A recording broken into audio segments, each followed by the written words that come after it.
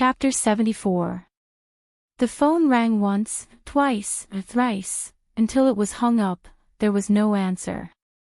F***ck, Lu Shuang was furious and smashed the phone angrily. But now that Baiya was in danger, she couldn't be swayed by her emotions. Lu Shuang picked up the phone from the ground again. Luckily, the phone wasn't broken. She called Gu Lingqing again, but there was still no answer. Lu Shuang was so anxious that he almost cried. Gu Lingqing, answer the phone. I'm waiting for you to save me. Lu Shuang said to himself. Unfortunately, Gu Lingqing still didn't answer the phone. When Lu Shuang really wanted to smash the phone again, Gu Lingqing called back. Leader Gu, you finally answered the phone. I want to die. Lu Shuang said with a crying voice. Get to the point. I'm in a meeting. Gu Lingqing said coldly.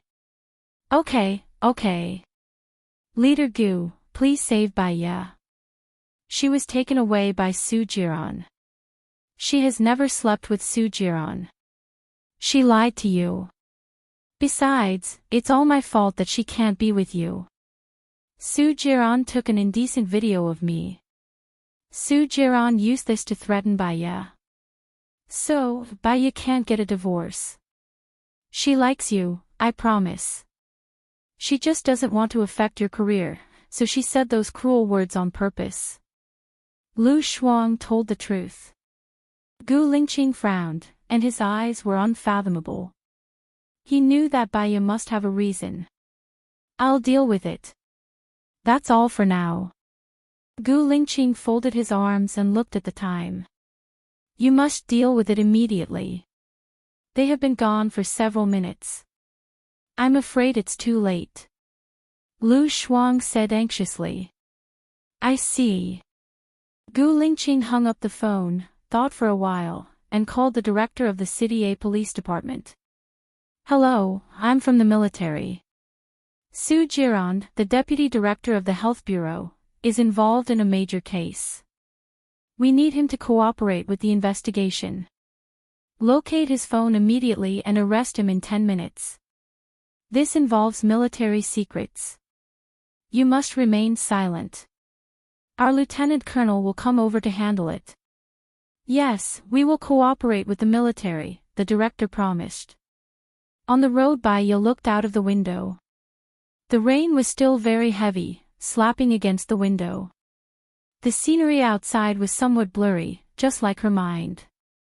It had been ravaged like a lily in a storm, teetering on the verge of collapse. Su Jiran looked at her. Her face was still swollen. He knew very well how much strength he had exerted in his slap. But how arrogant was he to apologize? It was impossible for him to say that. Move back here. I will spend the night at your place every Monday, Wednesday and Friday. Su Jiran said as if he was giving alms. Baiya sarcastically twitched the corner of her mouth, drew circles on the window with her snow-white fingers, and said coldly, What about the other 2, 4, 6, and 7? You can't be too greedy. I've always been greedy. You know that. I want my man to be loyal to me alone. Baiya said calmly. Why do you want a man to be loyal to you alone? How many men don't go out to play nowadays? Women just turn a blind eye to it and live a relaxed life. Su Jiran reminded her. So? Baiya squinted at him. We have different goals, so we can't work together. Su Jiran's eyes became fierce. He sneered and said sarcastically, In my eyes, you are not qualified to work with me. Really? Baiya was very calm. She leaned against the seat and pulled the seatbelt. She looked at the strong wind outside, but her heart became calmer. Neither of them spoke. It was eerily quiet in the car. If you feel lonely, I agree to let you give birth to a child for me. I will give you 100,000 yuan every month. You can do your job as a doctor if you want. It doesn't matter if you don't want to, Su Jiran said. Bai Ye did not say anything. Su Jiran furrowed his eyebrows. Did you hear that? Bai Ye turned sideways and faced Su Jiran. I've been thinking about it. My status is not as good as Xing Jinyan's, and my looks are not as good as Xing Jinyan's. Xing Jinyan loves you so much. Why don't you divorce him? Su Jiran, have you fallen in love with me? Su Jiran smiled. His eyes seemed to be enchanted by a thin layer of gauze.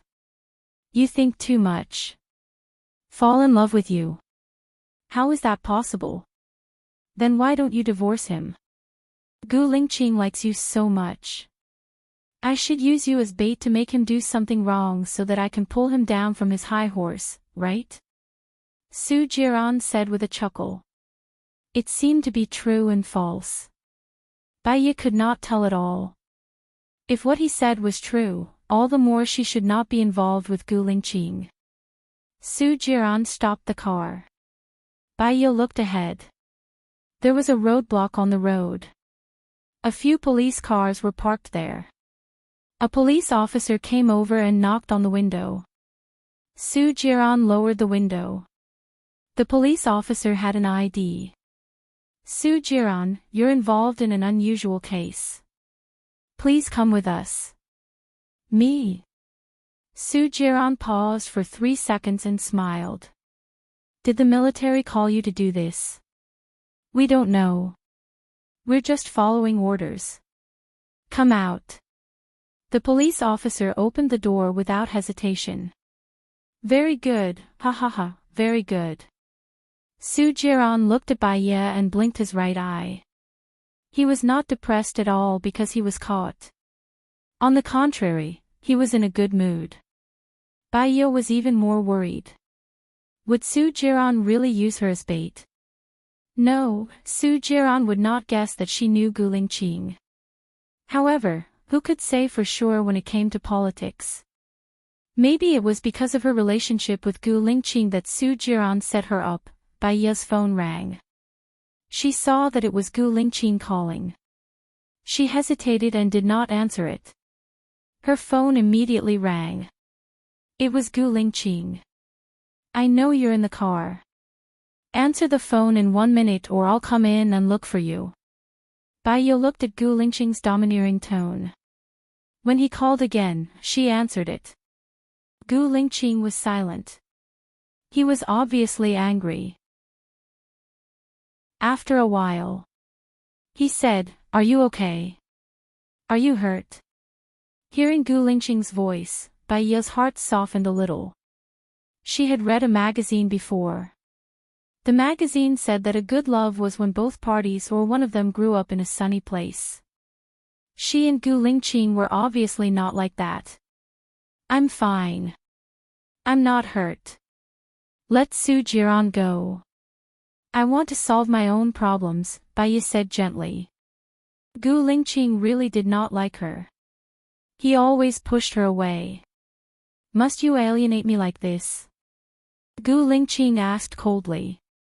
If you think so, then so be it, Bai Ye said and hung up the phone. Gu Lingqing got out of the car. He did not open an umbrella and walked in the rain. Lieutenant Colonel Shang immediately opened the black umbrella and supported Gu Lingqing. Half of his shoulder was drenched in the rain. Water dripped from his hair and he was shrouded in the gloomy aura of the rain. He opened the door of Bai Ye's car and stared at Bai Ye, who was sitting in the passenger seat. Chapter 75. Bai Ye hesitated and looked at the road surveillance camera. What was the point of leaving with Gu Lingqing now? Maybe the surveillance camera would become the evidence of hurting Gu Lingqing. She didn't want that. I have something to do. Bai Ye rejected him politely. Gu Lingqing's cold eyes narrowed and he sneered. He was the first person who dared to reject him. He carried her up forcefully. Gu Lingqing, what are you doing? Put me down, others will see you like this, Bai Ye said worriedly. What did you see? What are you worried about? Tell me, tell me everything. Why do you keep it in your heart? His face was cold and he was angry. I am a married woman, Baiye said cruelly. Shut up, Gu Lingqing ordered. I am someone else's wife. It's impossible for me and Su Jiran to get a divorce. Even if I shut up, I can't change this fact. Don't you feel wronged? You are high up and powerful, but you are willing to be an assistant minister, Baiye said anxiously. Gu Lingqing threw her on the back seat. Say it, continue. Say it to your heart's content. Don't mention it to me in the future. It's not that these things don't exist if I don't mention it. Deceiving yourself is just deceiving others and yourself. I think Chief Gu should be smart.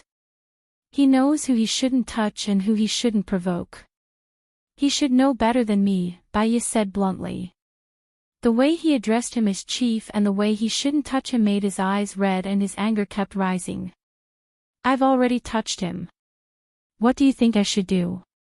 Gu Lingqing looked at him sharply.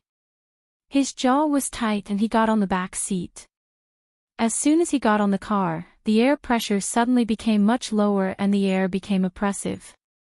Then you should stop before going too far. It's not like you should continue doing something wrong, but you should correct it, right?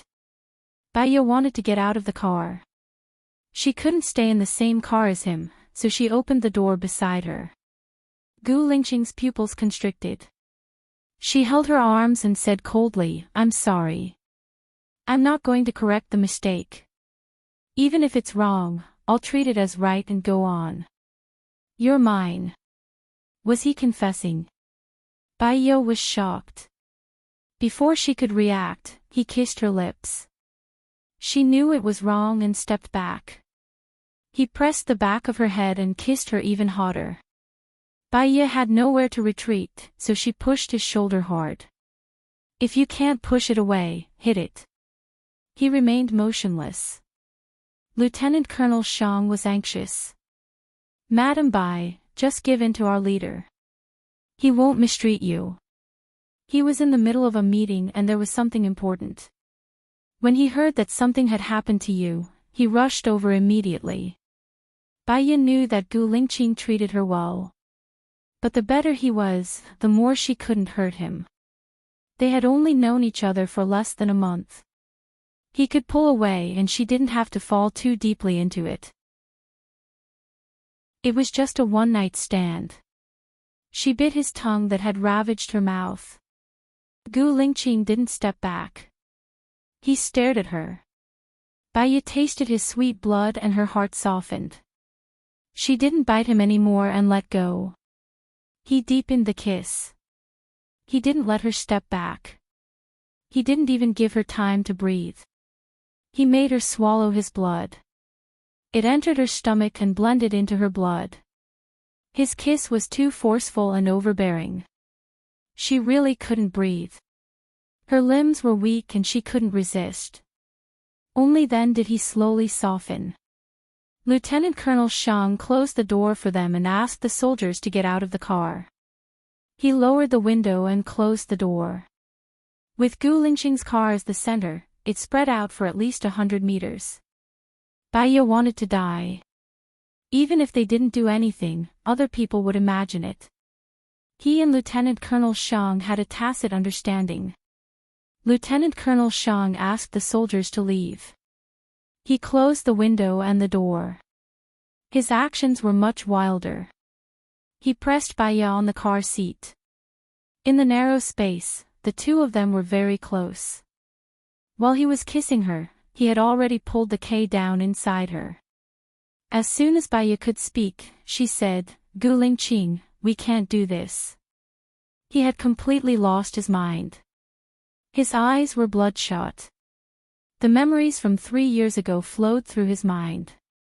If he had taken her away from her wedding, she wouldn't have married Su Jiran. She would have been his long ago. Can you think carefully before you answer? Gu Lingqing said angrily.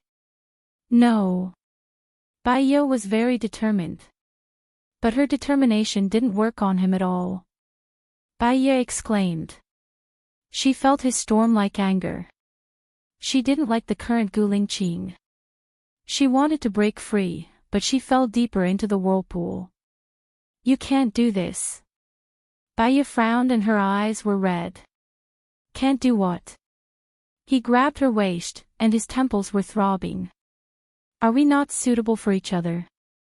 Look, we're very suitable, aren't we? Baiya turned her face away. If it was 3 years ago, when she wasn't married yet, she would have risked her life.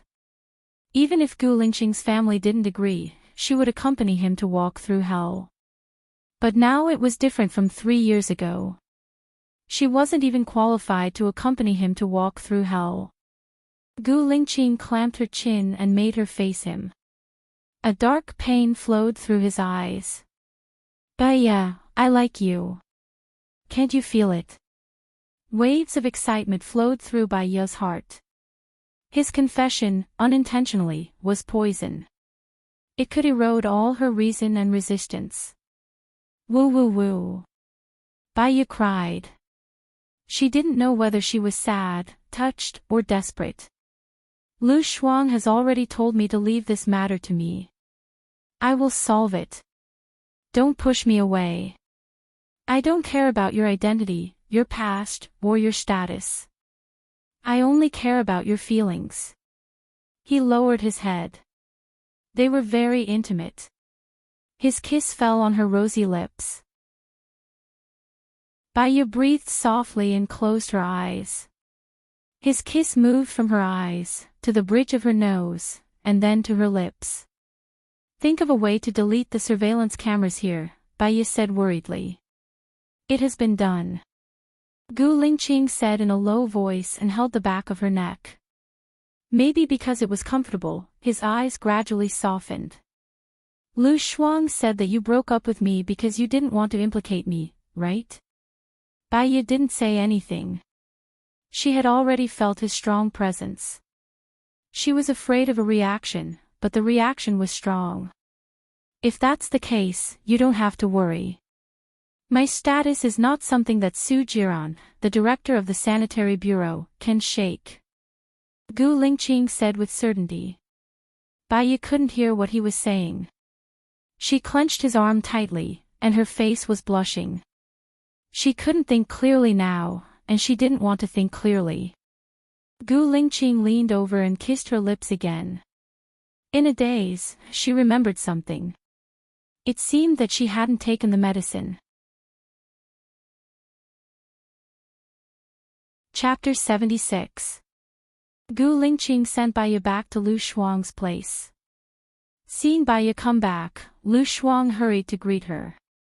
He touched his forehead, chest, and shoulders with his fingers and said happily, "Thank God. Gu Lingqing brought you back. I was really worried that something bad would happen to you." Baiya stared at Lu Shuang. She knew that Lu Shuang meant well, but she didn't want to get Gu Lingqing involved. Shuang, Su Jiran was taken away by the police. He won't stay there forever. Gu Lingqing can save me for a while, but he can't save me forever. Baiya said rationally. I don't care. Instead of worrying about it, let the storm come fiercely. It won't do Su Jiran any good if he explodes.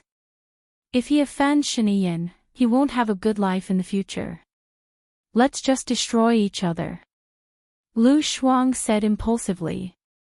Don't be so irrational. If you're irrational, you'll only be the unlucky one. Baiya sighed. What else can I do? Watch you be violated by that scumbag Su Jiran.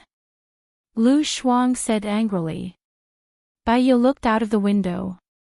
The storm was still heavy. The rain fell on the ground and made splashes. The whole city A was shrouded in the misty rain. It was hazy and confusing. I've thought about it for a long time. I have an idea. Baiya looked at the night and said in a deep voice. What is it? Tell me quickly.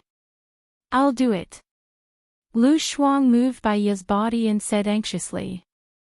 Su Jiran has your video as a blackmail. What if I also have his blackmail?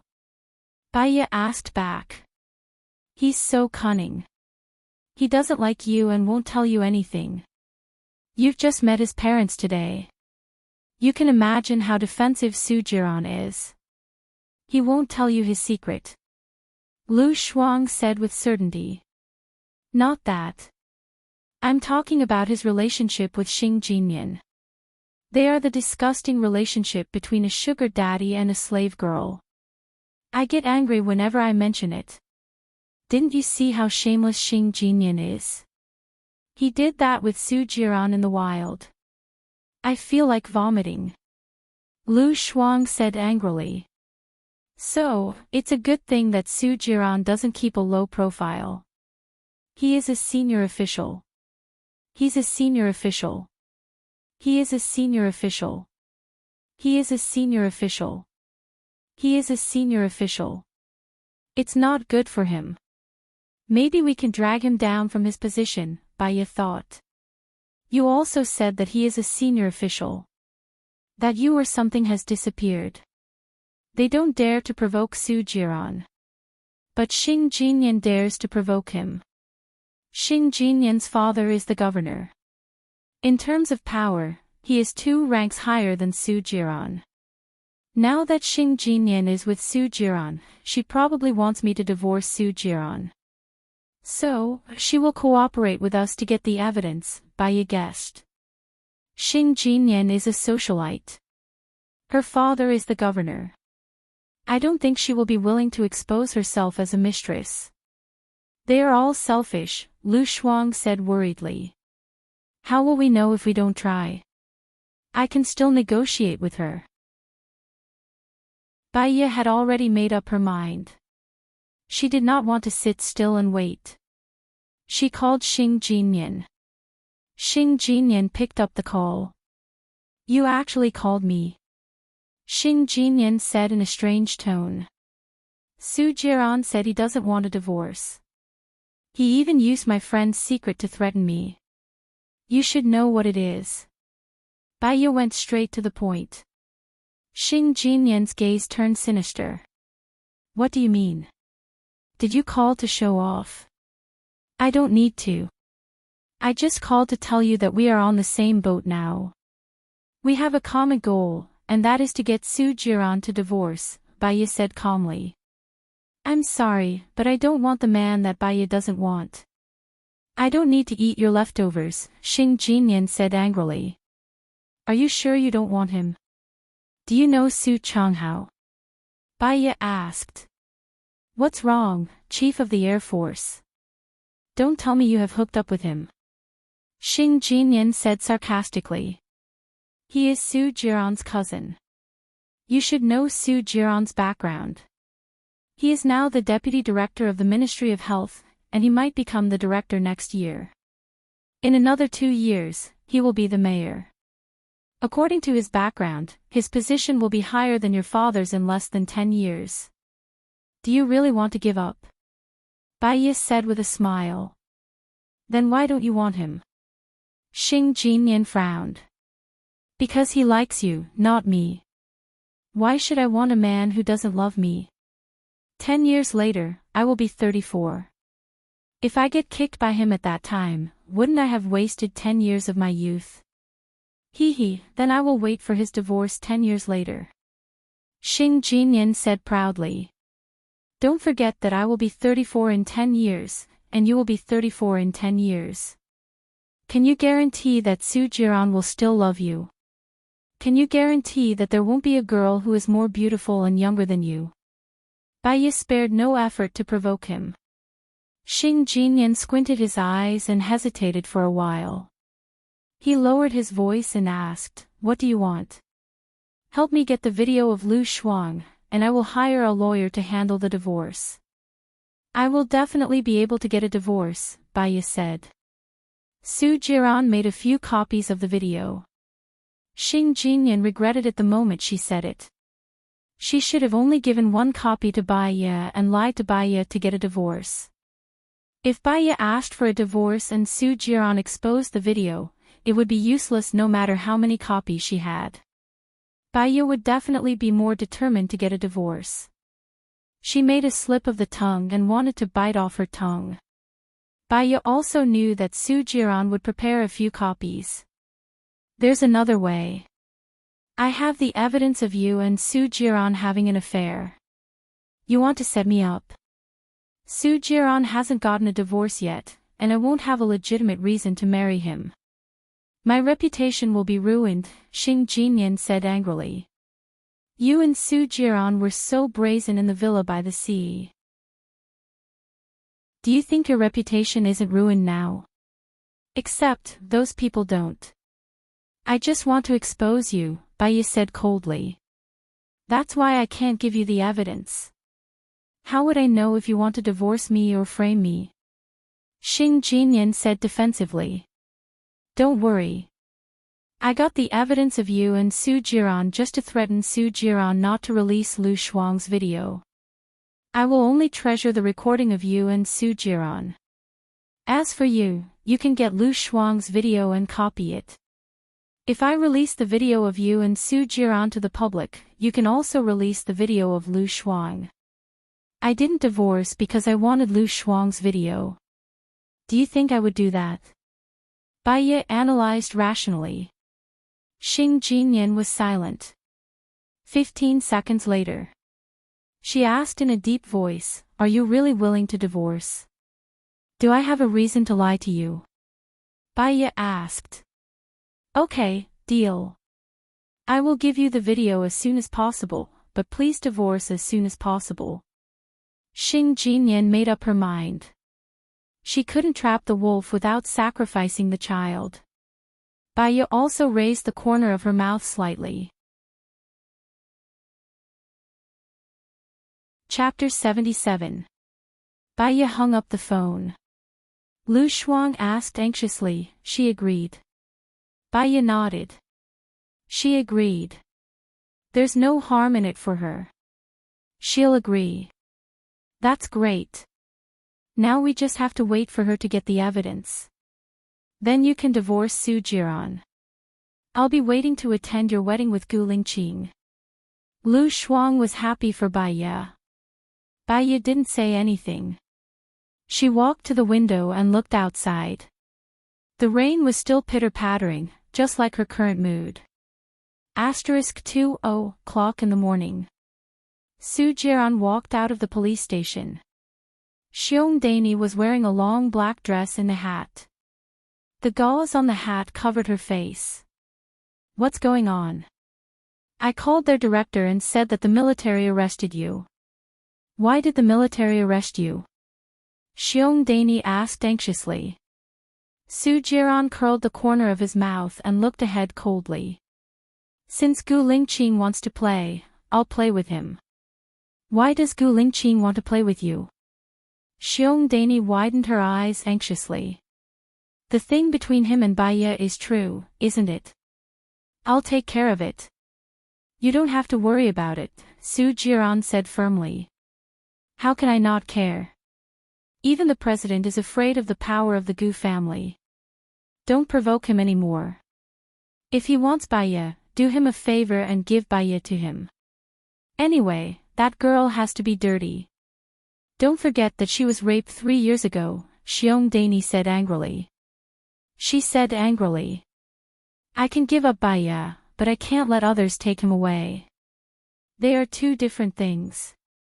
The president is afraid of the Gu family, but I'm not, Su Jiran said arrogantly.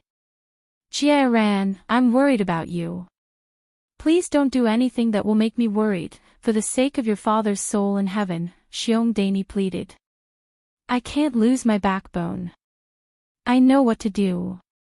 It's late, go back and rest. If you don't rest, you're going to get old. Su Jiran said with an evil smile. Jiaran. Xiong Daini still wanted to say something. Su Jiran smiled and put his arm around her shoulders. All right, my great beauty, I'll stay in the dark. I won't fight with him in the open, okay? Leave as soon as possible. Xing Batian is still waiting for you to approach him. Xiong Daini reminded. Su Jiran's eyes darkened, and darkness flowed through his eyes. I'll send you back first. It's okay, someone will send me back. Go back and rest. You don't care about yourself, but I do, Xiongdani said helplessly, frowning. She really didn't want Baiya to harm her son. Xing Jinyan pounced into Su Jiran's arms the moment he got home. Jiran, I thought you weren't coming back today. I've been waiting for you for so long. Su Jiran wasn't in a good mood, so he hugged Xing Jinyan's waist. Xing Jinyan wasn't wearing any clothes, and she was as enchanting as a water snake. Stop fooling around. I'm a little tired. I'm going to take a shower, Su Jiran said gently.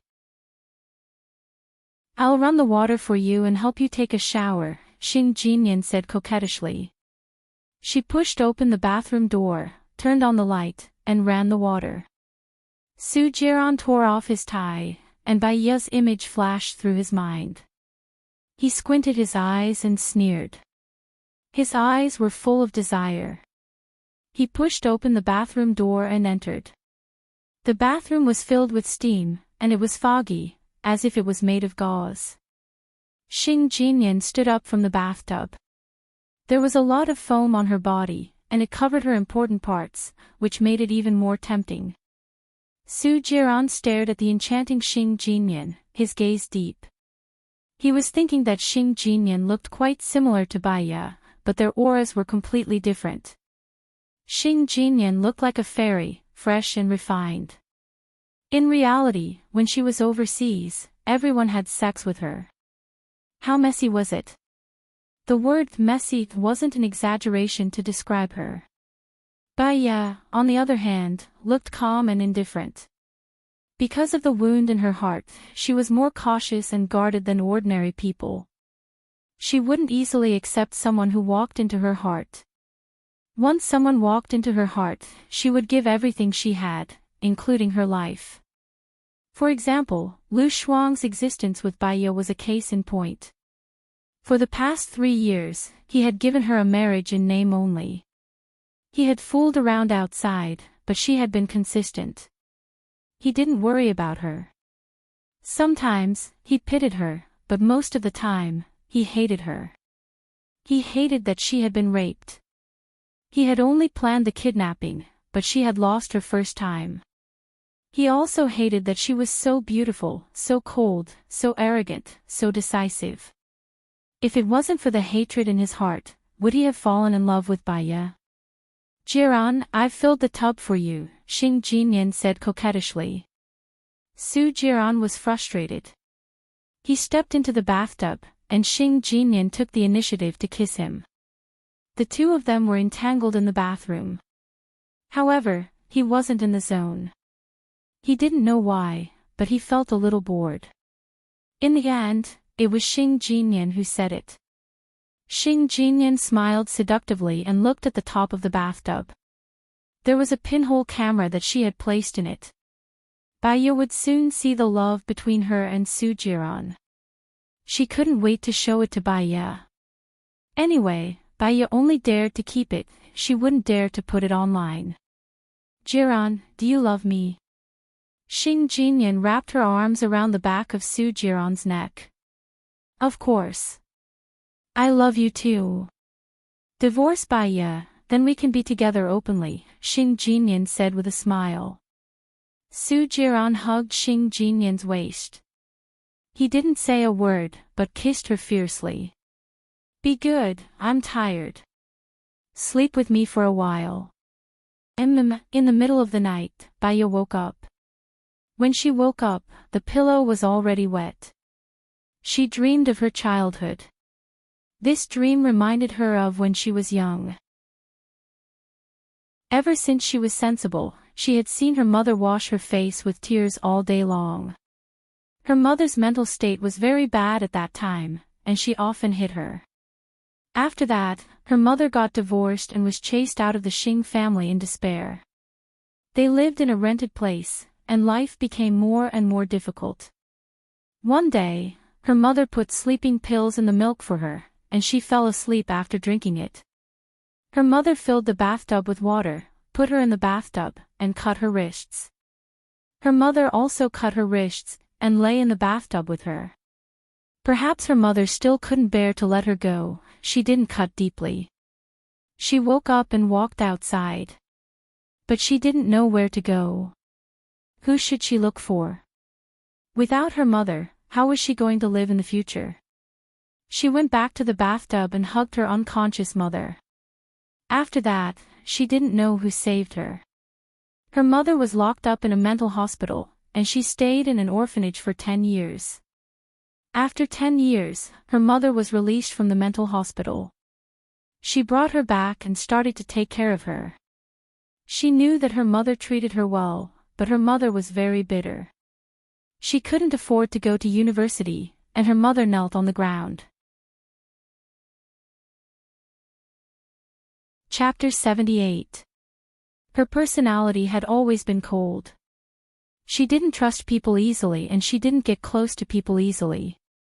Her heart was sometimes so hard that it was almost heartless. But when it was soft, it was also unusually soft. She could give up anything for the people she cared about. Her fate in this life was to meet Sujiran, a person who destroyed her light. When she first met Sujiran, he was very good to her. He gave her everything she wanted, helped her arrange a job and treated her mother's illness. At that time, she really felt that she was the happiest person in the world. She used to wonder how she could get Sujiran's love. After all, apart from being young, beautiful and smart, she was poor and had a crazy mother. But when she first met love, she lost her mind and threw herself into it wholeheartedly. Until Sujiran's lover kidnapped her. She also knew that it was Sujiran who deliberately arranged it. She watched Sujiran do it with his lover. She was in so much pain that she couldn't breathe. That feeling was worse than death. On that day of despair, she was raped. She forced Sujiran to get married. Rather than saying that she was forced, perhaps Sujiran had already prepared hell for her. She jumped into the hell as he wished. She didn't dare to believe in love. If there was no love, she wouldn't have been hurt so badly. Her mother and herself, weren't they examples? Xiao Bai, what's wrong? Lu Shuang heard Bai Ye's crying, pushed the door open and came in. Nothing, I just had a nightmare, Bai Ye said, sobbing. She didn't want Lu Shuang to worry, so she shrunk into the quilt. I'll stay with you. Lu Shuang lifted the quilt, lay behind Bai Ye and hugged Bai Ye. Bai Ye's tears broke the dam. She didn't have nothing, she still had friends. Lu Shuang could feel Bai Ye's body trembling. She was upset and her eyes reddened. Xiao Bai, I'm sorry. It's all my fault. Bai Ye shook his head and turned around to look at Lu Shuang. It's none of your business. I was just thinking about my past. It will be better in the future. After the divorce, you can be with Gu Lingqing, Lu Shuang comforted her. Lu Shuang, if you really care about me, don't matchmake me with Gu Lingqing, Bai Ye said seriously. Why? I feel that he is good in all aspects. If you marry him, your life will be much better. Lu Shuang said puzzledly. My mother was a beauty when she was young. She was very, very beautiful. In ancient poetry, a single glance could cause a city to fall in love with someone like my mother. She was an orphan, but she was very smart. When she was young, she became a nanny for a rich family and made the rich family's young master fall in love with her. She succeeded and became a mistress. However, as the rich family's young master's status got higher and higher, these became the obstacles between them. My mother loved the rich family's young master very much. The rich family's young master had his own dream. His dream was already a career. My mother was panicking. She had no status, no background, no connections. She could only use her own love to restrain herself. Once, twice, thrice. She won, but how many times could she win? The rich family's young master met a woman who was more suitable for him. That woman and the rich young master were from the same family. They had the same dream, revenge. More importantly, that woman had background and power. She could help the rich young master reach a higher level. So, in the end, the rich family's young master betrayed their love and became a cruel murderer, Baiya said quietly with tears flowing down her face. People are different. I don't think Gu Lingqing is that kind of person, Lu Shuang expressed. I believe that the rich family's young master loved my mother. However, he wouldn't ignore his family's opposition and marry my mother. However, impulsive love can't make a lifelong life. Gu Lingqing and I are nothing. We've only known each other for more than a month. The faster the passion comes, the faster it disappears. I don't want a passionate love. I want a peaceful life. At least, I won't hurt my heart, Baiya said rationally and sniffled. Lu Shuang was silent. She didn't know what to say. Baiya had never said these things to Baiya in the past. No one knew how many things Baiya hid in her heart and how much pain she had digested alone. I know. No matter what decision you make, I will support it. From now on, I won't make decisions on my own. I'm sorry, Xiao Bai, Lu Shuang said seriously. I will never blame you. I know you did it for me. Baiya smiled. The pear blossoms on the tree were pale but beautiful. Lu Shuang took a deep breath. She felt that Xiao Bai's analysis was right. She just thought that Gu Lingqing was good, but she didn't think so much about her background. Now she thought about it. The more glory she enjoyed, the more slander and hurt she had to go through. How many people would be able to withstand the damage? Overnight, she seemed to have grown a lot and learned a lot from Baiya. When it was almost dawn, the rain finally stopped. Baiya and Lu Shuang also fell asleep until Baiya's alarm clock woke her up. She had a bad headache and a serious lack of sleep. But she still had to go to work. Baiya turned off the alarm clock and looked at Lu Shuang, who was still sleeping soundly. She got up from the bed. She brushed her teeth, washed her face, went to the kitchen to cook porridge and fried 2 eggs. She also went out to buy 2 steamers of soup dumplings and went back. Lu Shuang also got up from the room and scratched his messy hair. What time is it? 7:30, just in time for breakfast. Let's go to work together after breakfast. Baiya said with a smile. Her tone was very gentle, as if the pain of last night had not happened. Xiao Bai, you are so nice. I love you so much. Don't get married for the rest of your life. Just be with me. Lu Shuang said with a smile. Go brush your teeth and hair. She put the soup dumplings on the table and went to the kitchen to get porridge. Her phone rang. She saw that it was Xing Jinyan and picked it up. Baiya, I have done what you wanted. I have sent it to your email. Check and accept it. I hope you won't disappoint me and get a divorce soon. Xing Jinyan said proudly. Baiya put the porridge on the table and turned on the computer. She saw the video that Xing Jinyan had sent. Xing Jinyan was more careful. Her face and the important parts of her body were mosaic. Su Jiran, on the other hand, was very clear, and so was his dialogue.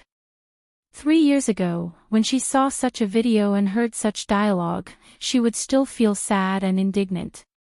Now, she just felt relieved. She had completely given up on Su Jiran. She did not care at all, nor did she feel any heartache.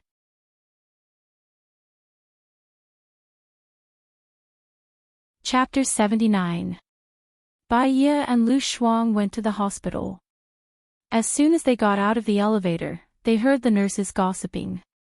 The deputy director of the sanitary bureau is such a scumbag.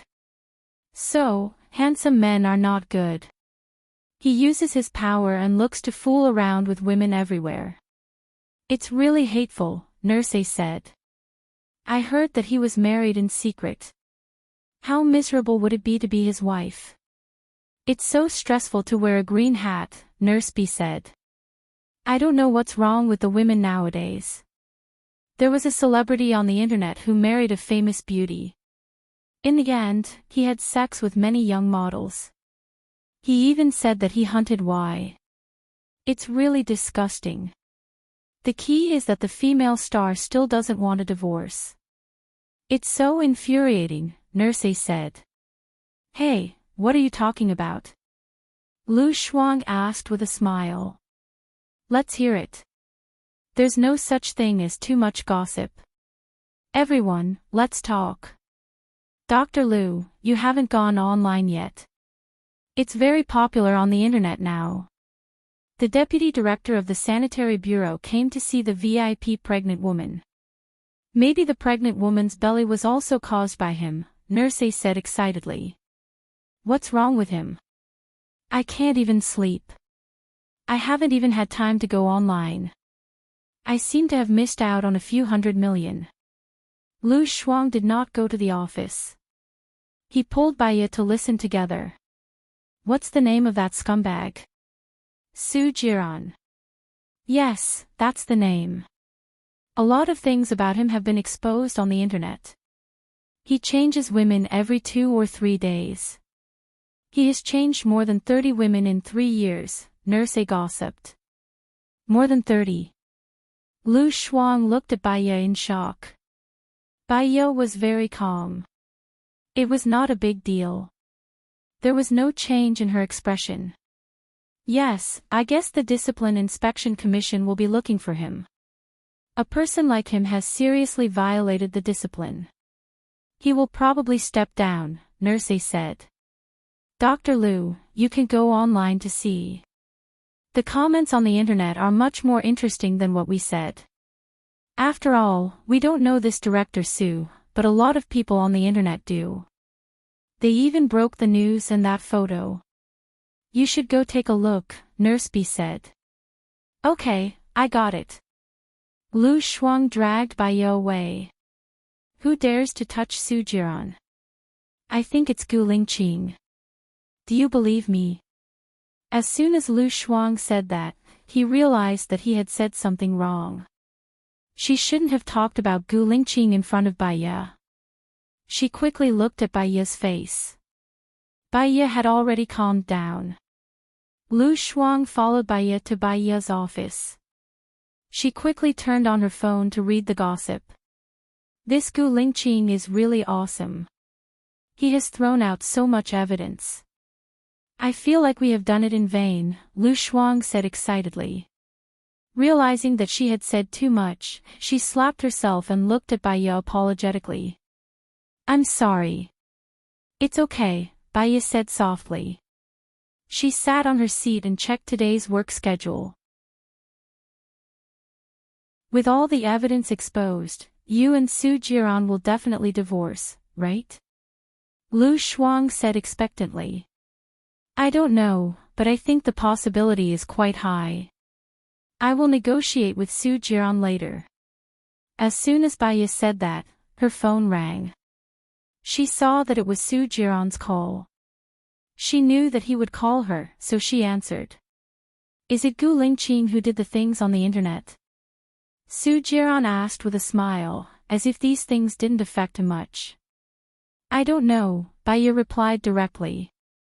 Let's meet at noon. Hee, why do I feel that it's rare for you to take the initiative to meet him? Su Jiran teased. He walked to the health bureau and saw the military car. A malicious look appeared in his eyes. Do you want to meet him? Baiya asked back. I'll contact you later. Su Jiran hung up the phone and saw Lieutenant Colonel Shang getting out of the car, followed by 6 soldiers. Director Su, please get in the car, Lieutenant Colonel Shang said. His words were polite and his expression was professional. He didn't allow Su Jiran to refuse. Su Jiran raised the corner of his mouth, shrugged, and got in the car. He saw Gu Lingqing, who was as cold as silk, and gathered his clothes. "Tell me, Chief Gu, what do you want from me?" Gu Lingqing looked at him and examined Su Jiran. He squinted his eyes and said directly, "If you divorce Baiya, I can not only keep your position as the deputy director, but also make you the director." Using a wife to exchange for an official position. "It seems that I made a profit by marrying Baiya," Su Jiran said with an evil smile. "You don't like her anyway, don't you?" Gu Lingqing said coldly and arrogantly. "But others like her.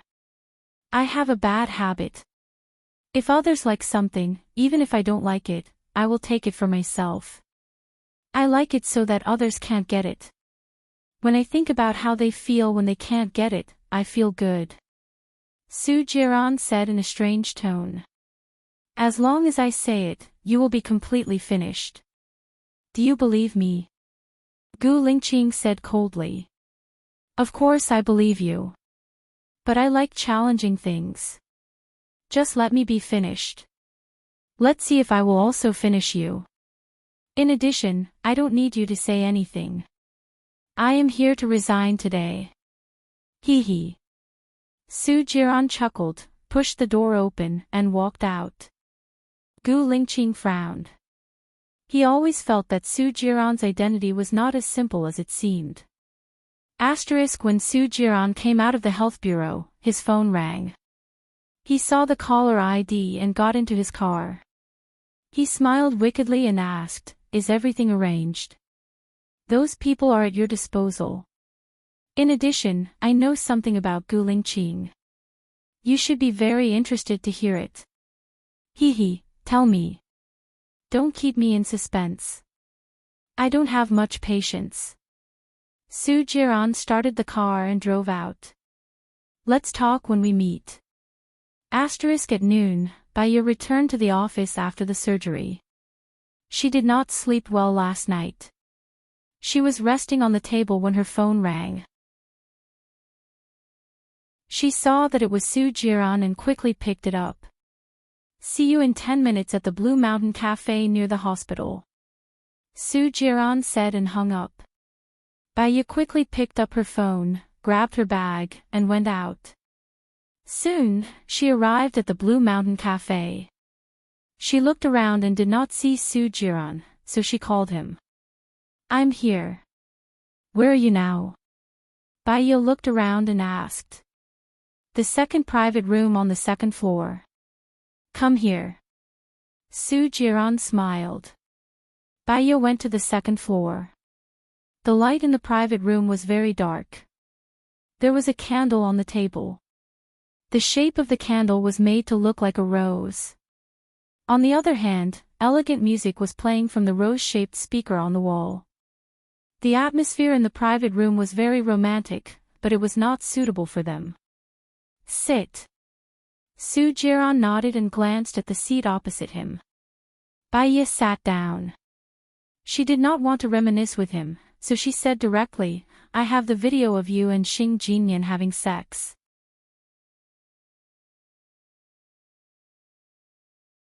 Chapter 80. Baiya was very calm. There was no emotion in her clear eyes. She looked at Su Jiran indifferently. "My business has nothing to do with him. I don't like him, so don't mix my business with his." Su Jiran curled his lips and examined Baiya. "Are you protecting him? Or are you afraid of me? I'm really surprised that I'm so strong in your heart. I'm just being honest. You can't see a person clearly in 4 years, let alone 1 month." "I still know what I want," Baiya said rationally. "It's good that you can think that way. I'm warning you, don't fall in love with Gu Lingqing, because he won't fall in love with you. He loves someone else," Su Jiran said with certainty. Baiya looked at him with drooping eyes. There was no expression on her face, but there was some tiredness in her brows. "Let's talk about our business. Once I release this video, you're completely finished." "What's finished?" Su Jiran asked in return and took a sip of coffee elegantly. He was too calm and collected, so calm and collected that it was terrifying. Your political future, isn't it? As a married man, you had that kind of relationship with another woman. Or, do you want to see the video before you give up? Baya opened the video on her phone and passed it to him. Su Jiran glanced at the video. It was half an hour long, and it was taken after he came out of the police station last night. There was a sharp glint in his eyes. You installed a pinhole camera in the bathroom. Baya looked down, her long eyelashes covering the glint in her eyes.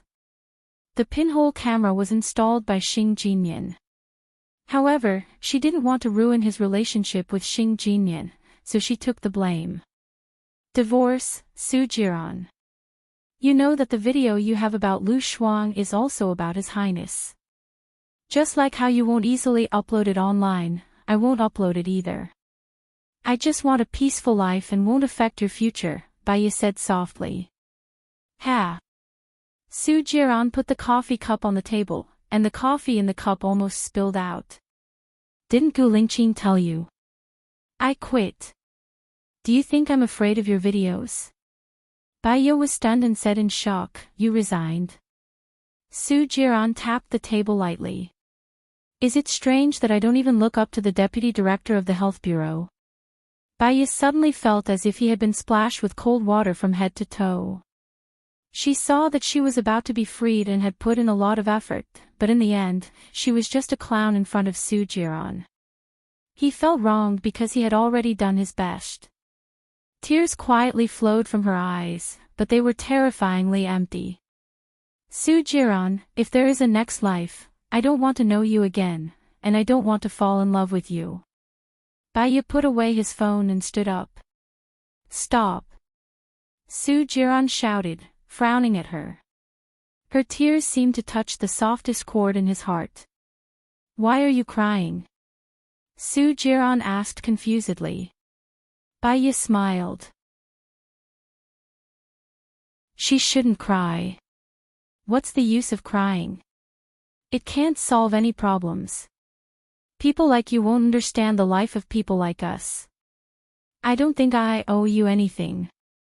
If you think it's not enough, I'll use my life to pay for it. At least, I can get the freedom of my soul, Baya said coldly and walked towards the door. Su Jiran held her arm, and his eyes narrowed. He looked at her pale face. What do you mean? Baya took a deep breath and looked at Su Jiran. He was good-looking, but he had the heart of a devil. I feel so tired. Maybe it's because I did too many wrong things in my previous life, so I'm destined to not be happy in this life.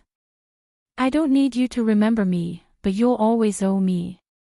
In your next life, you won't have a good life either. Baya shook off Su Jiran's hand. He held it tightly and didn't let go. Baya was numb from the pain. She looked at him coldly. Why do you have to divorce me? I can give you a comfortable life and enough money.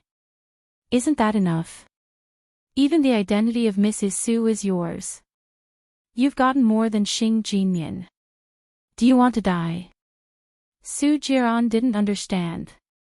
The money I need isn't given by others, but earned by myself. I use it with a clear conscience. The marriage I want is loyalty. I want comfort and peace of mind. When I go home, I feel warmth, not desolation. Baya smiled. People like you won't understand. You won't even love. Then will you?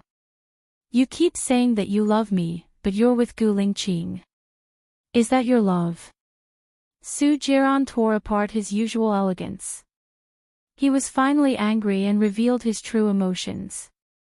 If I didn't love you, why would I be so sad? Every time I saw you with another woman, every knife cut into my heart. My heart used to only have your name, Su Jiran, on it, but you cut it all off, turning me into a person who doesn't know how to love. What do you think? Do you think I'll still love someone now? No, I don't even know the meaning of living now. Baya was also very emotional. The veins on her neck were all popping. Even she felt that she looked very ferocious. Su Jiran looked at Baiyu blankly. The women I'm with are willing to share me with other women. They won't be angry or sad. They're like sisters. Baiyu really didn't want to say anything more. Su Jiran would never understand how he hurt her. Maybe she shouldn't have given her feelings. She turned her face away. She thought that she wouldn't cry, but when her psychological defense was broken, she couldn't control her tears. She cried all the tears that she had been suppressing for the past 3 years. Go find other women. Baiyu wanted to laugh, but she couldn't. She shouldn't blame Su Jiran. She should blame herself. It was she who fell in love with him. All he wanted was to play in the world. She wanted to keep her dignity at the last moment. Su Jiran stared at Baiyu. There was a faint pain in his heart. He didn't want Baiyu to die. Divorce. I agree to divorce, Su Jiran said in a low voice. Baiyu looked at Su Jiran in surprise. Her eyes were red and swollen. She couldn't believe that he actually agreed to divorce. But I have a request. You must see me twice a week. Each time, it's not less than 3 hours. But don't worry, if you're not willing, I won't touch you. There are a lot of women who are willing to let me touch them. I don't have the patience to deal with you. But when I call you, you must come to the place I specify, Su Jiran said in a low voice. He didn't know why he made such a strange request. Maybe he was worried that he would never see her again. In this way, he could still see her twice a week.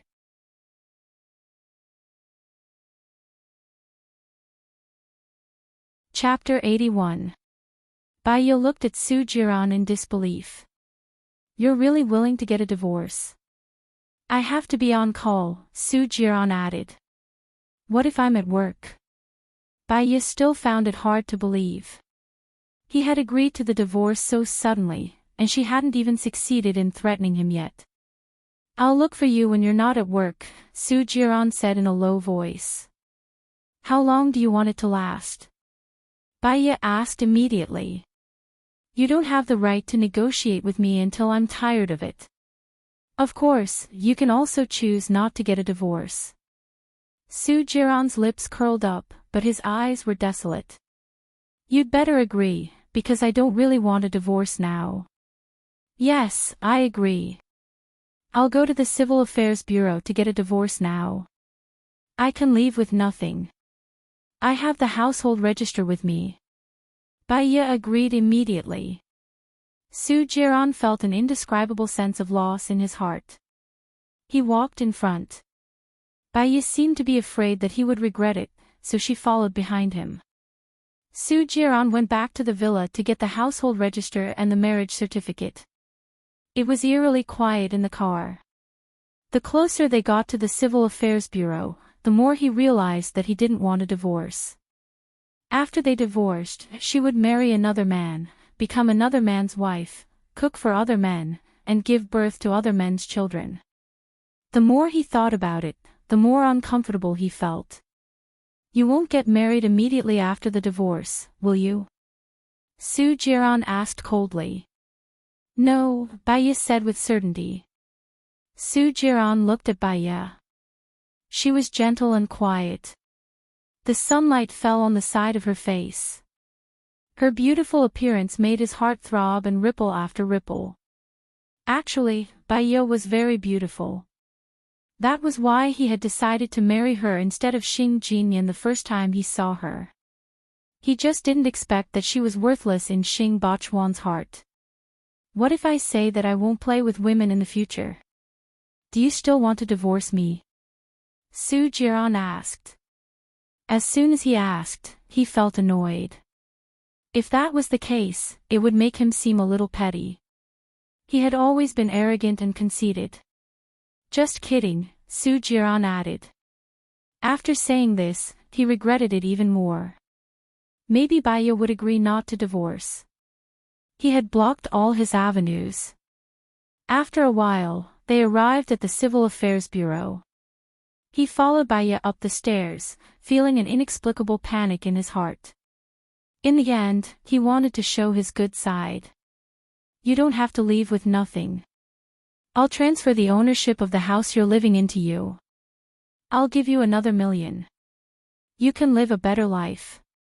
No need. You didn't steal your money. You picked it up from the ground. Baya refused. Soo-jiron locked his eyes on Baya. He hoped that at this time, Baya would ask him for an exorbitant price. That way, he would feel better. She could also destroy his noble and elegant image in her mind. However, she didn't. She didn't want anything, not even the compensation for the loss of her youth. You're so stubborn. For you, there's no benefit at all. Just take it if I give it to you, right? Soo-jiron quickly walked to her side. Baya smiled. We always look at problems with our own eyes, but we never know what others want. Thank you for your kindness, Mr. Soo, but I really don't need it. Mr. Soo's distant way of addressing him made him feel really uncomfortable. Soo-jiron handed the marriage certificate to the window. He wanted to be very straightforward and indifferent. He said, "We want a divorce." Do you have a divorce agreement? No, I want to leave with nothing, Baya said softly. The staff looked at Baya strangely, and then looked at Soo-jiron. Baya looked very clean. She didn't have any makeup on. She looked soft, but her eyes were a little red and swollen, but her expression was calm. As for Soo-jiron, he looked like a naughty ruffian. He frowned and felt a little annoyed. He looked at the marriage certificate, and there was a part of his heart that was twisted so tightly that it hurt. He didn't want a divorce. He didn't want a divorce. He didn't want a divorce. His heart and mind kept repeating this thought strongly, but his body seemed to be resisting it. He couldn't move. The staff handed over a few forms and reminded, sign on the form. Think carefully before you sign it. Once you've signed it, you'll get the divorce certificate in half an hour. You'll have nothing to do with each other anymore. Baya got the form and wrote her name on it without hesitation. Soo-jiron saw that she signed it so quickly. He had a strange feeling in his heart. He also wrote his name on the form. Baya handed the form to the staff. Soo-jiron hesitated for a moment. Are you handing it over or not? The staff asked Soo-jiron. His mind was blank. Without thinking, he handed over the form. He saw the staff stamp on the list. Bang, bang, bang, bang.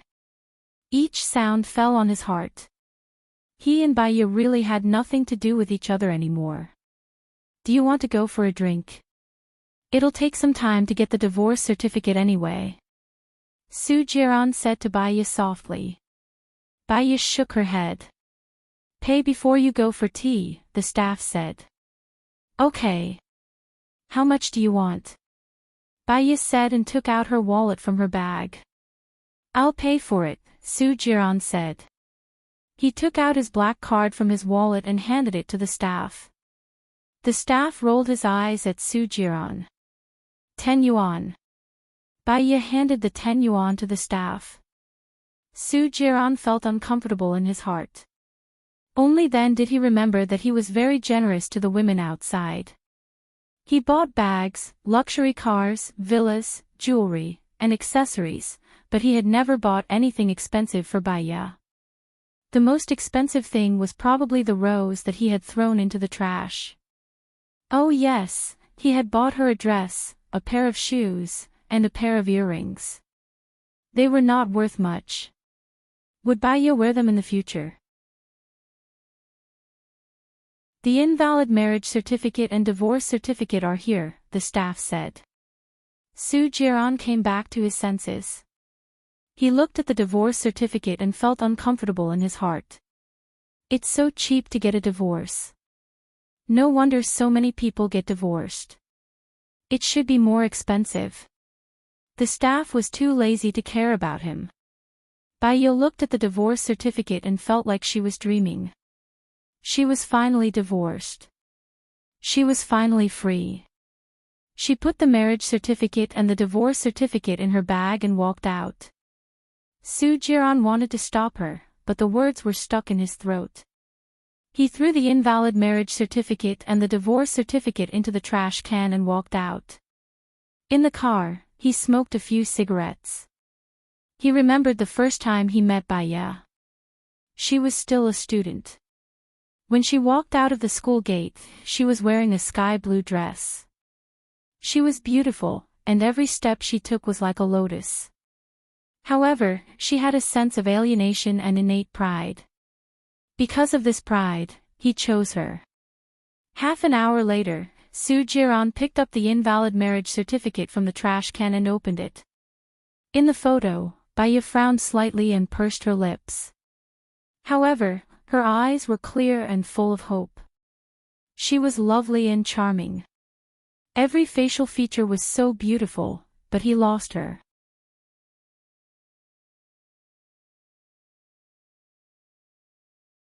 Chapter 82. When Baya returned to the hospital, Lu Shuang was in her office. When he saw Baya come back, he ran over worriedly. How did it go? Was Soo Jiran scared? Baya smiled. He divorced me. Really? Lu Shuang was very surprised. His eyes were sparkling. Baya nodded. It's true. We went to the Civil Affairs Bureau in the afternoon to get the divorce certificate. From now on, I'm free. That's great, that's great. Lu Shuang held Baya's arm and jumped up happily. Baya was happy too. She pursed her lips and smiled. Let's go out to celebrate today. We'll celebrate you being single again, Lu Shuang said happily. Not today. I want to go back and have a good sleep. Baya yawned. Yes, go back and have a good sleep. I'll leave the celebration for the weekend. I have an operation in the afternoon, so I'll go back first. Okay, I'll lie down for a while. I have an operation at 16 p.m. too, Baya said. Maybe it was because she had cried for a long time, or maybe it was because she did not have a good rest. Her eyes were a little sore. Lu Shuang playfully made an okay gesture and went out. She thought about it and wanted to tell Gu Lingqing the good news. But she was also a little hesitant. Should she tell him or not? Lu Shuang held the coin and said to herself, if it's the side with numbers, I'll tell him. If it's the side without numbers, I won't tell him. She threw it with her eyes closed. The coin landed with a crisp sound. She opened her eyes and watched the coin roll. It rolled under the table. Lu Shuang was speechless. She moved the table away and found a few coins under the table. Lu Shuang was speechless. When did she drop so many coins under the table? Forget it. Even if she didn't say it, Gu Lingqing would know. Why not do Gu Lingqing a favor? It was decided happily. She called Gu Lingqing. Gu Lingqing answered the call. Well, Baya and Soo Jiran divorced. She got the divorce certificate, but don't look for her today. She didn't sleep last night. Also, don't tell anyone that I told her, Lu Shuang said. Gu Lingqing raised the corner of his mouth.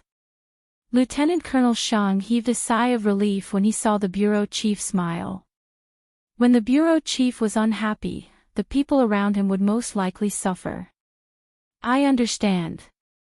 Thank you. Gu Lingqing's tone softened a lot. However, Baya has her own thoughts. She's stubborn, so take your time. There's no rush. I'll keep an eye on her for you. If a love rival appears, I'll inform you immediately. Come on, Lu Shuang cheered him on. Yes, Gu Lingqing replied. Asterisk as soon as Baya got off work, her phone rang. She saw that it was Soo Jiran. She hesitated for a while before picking up. What's wrong? Baya asked uncertainly. They were divorced now.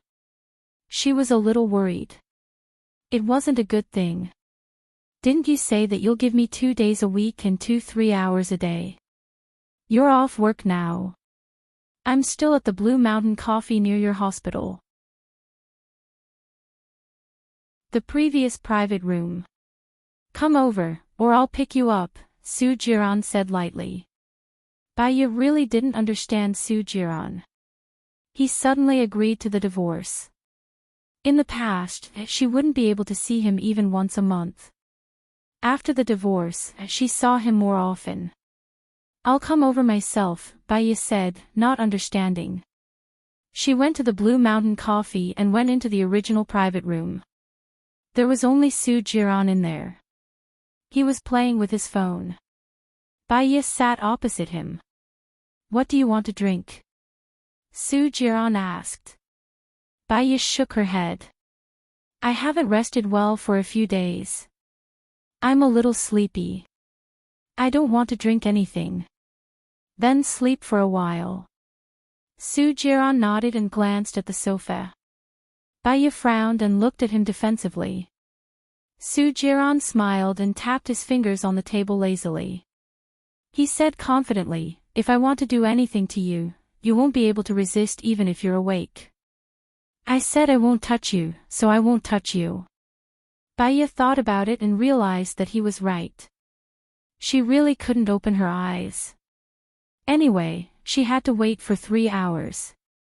Instead of looking at him awake, she might as well sleep quietly. She lay on the sofa and closed her eyes. She was too tired and fell asleep after a while.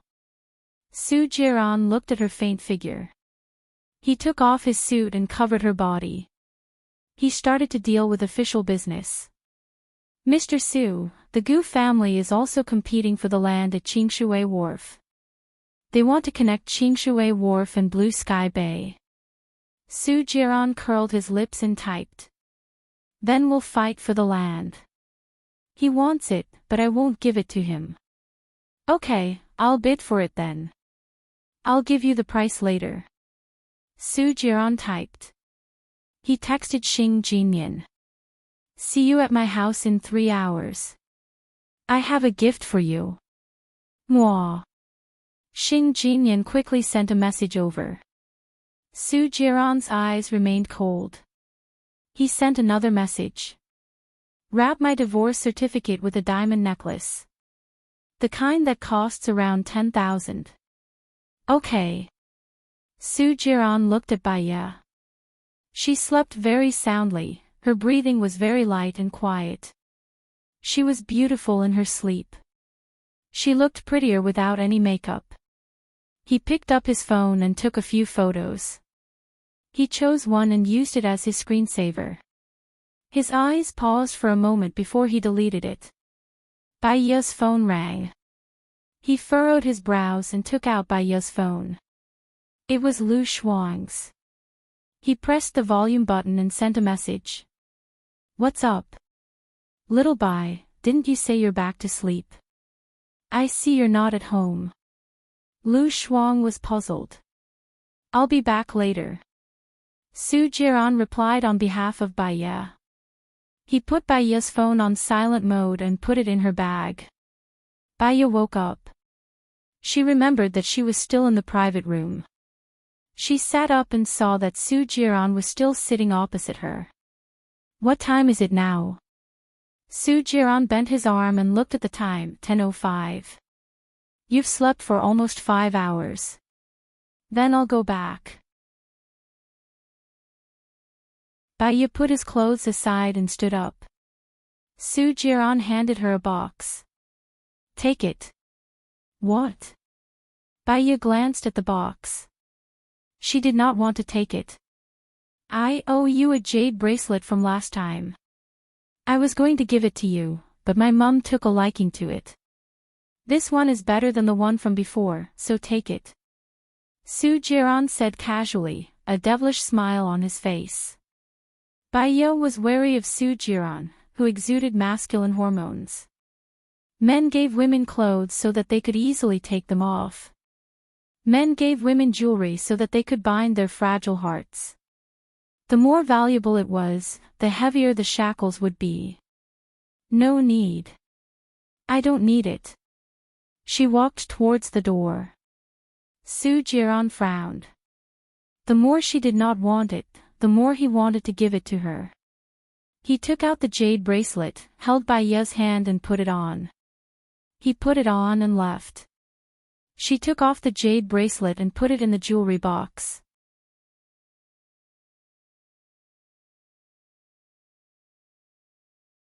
Chapter 83. Baya chased after Su Jiran. He drove away. She chased after him. Su Jiran went back to his villa. From afar, Baya saw Xing Jinyan standing at Su Jiran's door. She saw Su Jiran coming back and went up to him. Su Jiran lowered his head and kissed Xing Jinyan's lips. 15 seconds later, he hugged Xing Jinyan and returned to the room. Baya's eyes drooped as clear spring water flowed in them. It was not appropriate for her to return the jewelry to Su Jiran now. This was more like a demonstration to Xing Jinyan. To her, all she wanted was a peaceful and quiet life. Pretty lady, are you getting off the car? The taxi driver looked at Baya strangely and asked. It's okay. Let's go back. I'll give you the address, Baya said calmly. Hey pretty lady, are you here to catch me in the act? Look on the bright side. Which rich man isn't a playboy? As long as you can secure your position as the legal wife, it's fine as long as you don't fall, the taxi driver teased. Baya did not say anything. She looked outside. The sky was very dark. There was no moonlight at all. Perhaps it was because it was going to rain soon, so it was gloomy. An hour later, Baya got off the taxi and saw Gu Lingqing. He did not go up. Instead, he opened the window and looked at the window of her room. He held a cigarette between his slender fingers. The light from the cigarette butt flickered on and off, illuminating his pitch-black eyes, flickering on and off. Baya did not know what to say to him. Perhaps he noticed her gaze and looked at her. A glimmer flashed across his eyes. He put out the cigarette, opened the car door, and stepped out of the car. Where did you go? I called you but you didn't answer. I sent you a message but you didn't reply either, Gu Lingqing said. You called me. I didn't hear it. Baya took out her phone from her bag and saw Gu Lingqing's name on the screen. There were also 2 messages. One of the messages read, "Where are you?" The second message read, "I'm coming to get my Russian book." That was 4 hours ago. Baya felt guilty and said apologetically, "Have you been waiting here for a long time? Why don't you go up and sit?" I sent a message to Lu Shuang. She said that you weren't at home and that she would call me when you came back. She didn't call me, so I waited here, Gu Lingqing explained. Baya lowered her eyes and turned around. Come with me then. I'll return the Russian book to you. Gu Lingqing looked at her indifferently. His heart felt like it was shrouded in a misty rain. It was wet and uncomfortable. I heard that you're divorced. Gu Lingqing glanced at her and asked gently. Okay. Baya pressed the button for the elevator and stood there quietly. Gu Lingqing held her hand. She pulled her hand out of his palm. What's wrong? Gu Lingqing asked in confusion. Baya didn't know what was wrong with her either. Her rationality had clearly told her not to have anything to do with Gu Lingqing, but her heart was moving closer to him. Have you eaten? Baya looked up and asked him, changing the topic. Gu Lingqing frowned slightly. Not yet. I haven't eaten either. There should be some ingredients in the fridge. I'll make you something to eat, Baya said gently. Gu Lingqing looked at her coldly. She was standing very close to him, but he felt that she was very far away. He couldn't figure her out. The elevator arrived with a ding. Gu Lingqing walked in first. Baiya also walked in with her head lowered. She stood at the edge of the elevator, keeping a safe distance from him. Gu Lingqing's expression turned cold as he watched the elevator go up floor by floor. He held her arm and pulled her to his side. His hand gently wrapped around her waist. The temperature of his palm was very high, and it passed through her clothes to her skin. Baiya's back was stiff as she looked straight ahead. I've sent the documents issued by the military to your hospital. I'm asking you to submit the application form in 3 days. I specifically asked for you, Gu Lingqing said in a low voice. Baiya didn't say anything. She frowned slightly. In fact, she didn't really want to go. Gu Lingqing waited for a while, but she didn't answer. He looked at her and said, I can protect you in the military. You don't have to worry or be afraid in the future. Can I come out normally in the military? Baiya asked. You just need to apply for it. You're a doctor, so you'll get special treatment. But sometimes you'll have to work overtime. The soldiers have sudden training at night, so there are more unexpected situations, Gu Lingqing explained. Can I not go? Baiya asked softly. No. Gu Lingqing was very decisive. He saw that she was unwilling and seemed to have a lot on her mind. Most importantly, she refused to say anything. Am I so unworthy of your trust? Gu Lingqing said coldly. Of course not. Is that so? Gu Lingqing asked in return. With a ding, the elevator door opened. He pulled her out and pressed her against the wall. He leaned over and kissed her soft lips forcefully. Baiya was shocked and pushed his shoulders. Her strength was as light as a feather to him. He kissed her even more deeply and didn't let her reject him. In fact, when he saw her just now, he seemed to have done so. Baiya knew that she couldn't reject him. She was no longer an innocent little girl. She had done everything with Gu Lingqing. If she rejected him now, it would seem unreasonable. She didn't push him again, but she didn't respond either. He only let go of her when she was panting from his kiss. I don't know what's going on in your mind. Since you've already divorced Su Jiran, you should consider our relationship carefully. I'm not young anymore. It's time for me to get married. What do you think? Gu Lingqing said in a low voice. His body was pressed tightly against her, and his breath landed on her face. He was usually overbearing and arrogant. Gu Lingqing, I've just gotten divorced. Do you think it's appropriate for you to get married now? Moreover, your parents know my identity.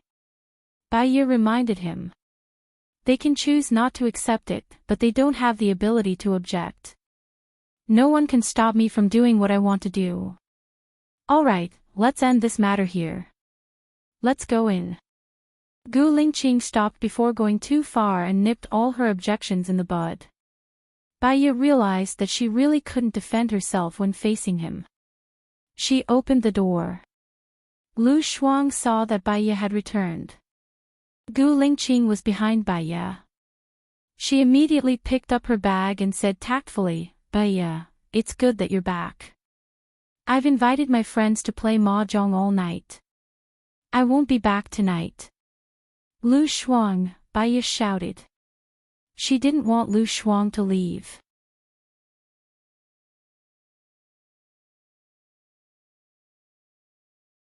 Chapter 84. Baiya was helpless. She walked to the fridge, opened it, and glanced at the ingredients inside. It was a little. Why don't we cook it? Hurry up. Baiya took out instant noodles, ham, lettuce, eggs, and tomatoes from the fridge. Gu Lingqing followed her to the kitchen, took the lettuce, and began to wash it. Baiya looked at Gu Lingqing with a very rational gaze.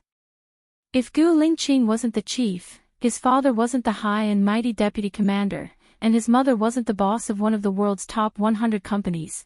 They were just ordinary people who met each other through blind dates, had a smooth start, and after 2 years of dating, and then entered into marriage. Maybe he really was an ordinary man. Chang Chang was a suitable husband candidate. Bai Yi put water in the pot, turned on the fire, and prepared to wash the tomatoes. Gu Lingqing took the tomatoes and washed them. I will be very busy from tomorrow onwards, and may not appear for a period of time.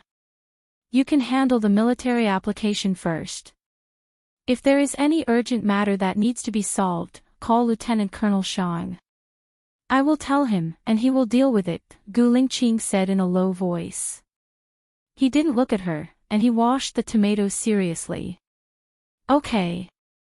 Bai Yi responded, opened the oil pot again, and prepared to cook scrambled eggs with tomatoes.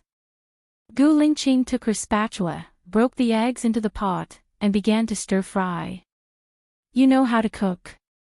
Bai Yi saw that his movements were very skilled, and was quite surprised.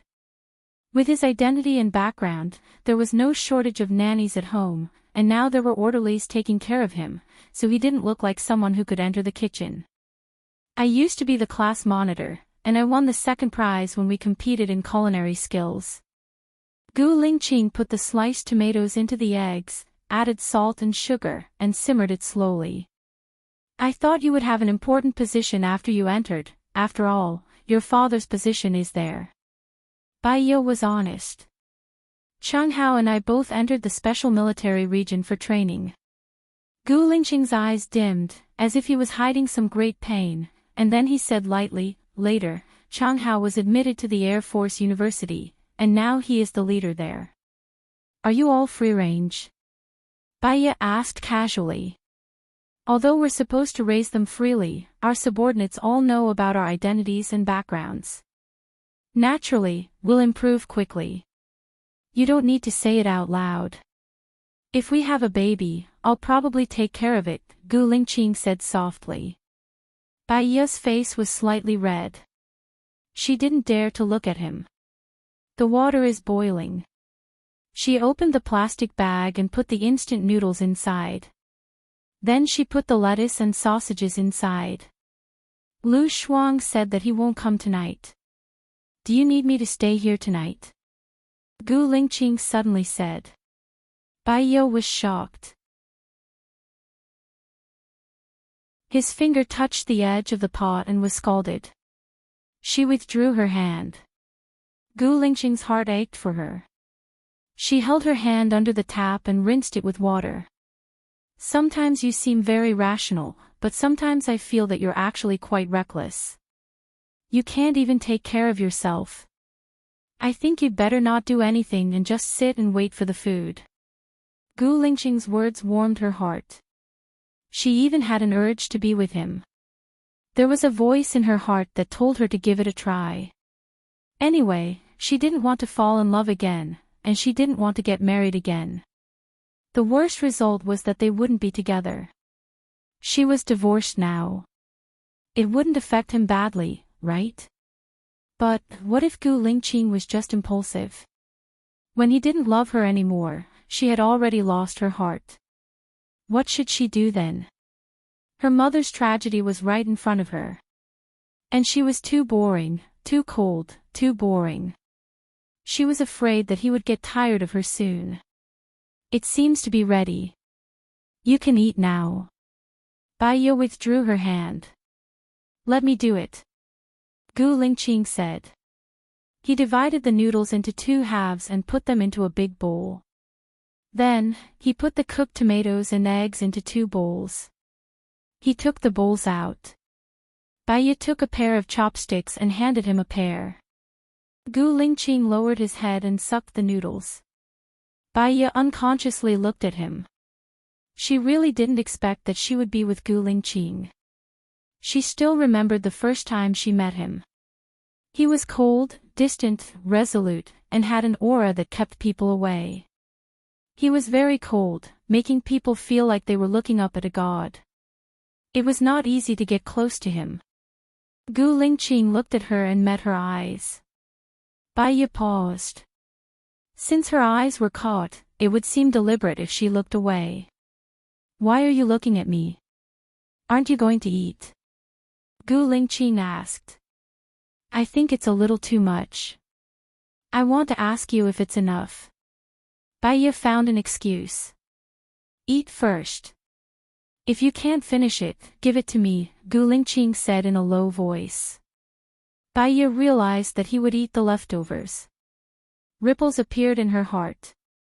She lowered her head and ate the noodles. After he finished eating, he leaned back on the chair and picked up his phone to send a message back to give instructions for tonight's work. Bai Ye was also embarrassed to let him eat the leftovers, so she ate all the noodles.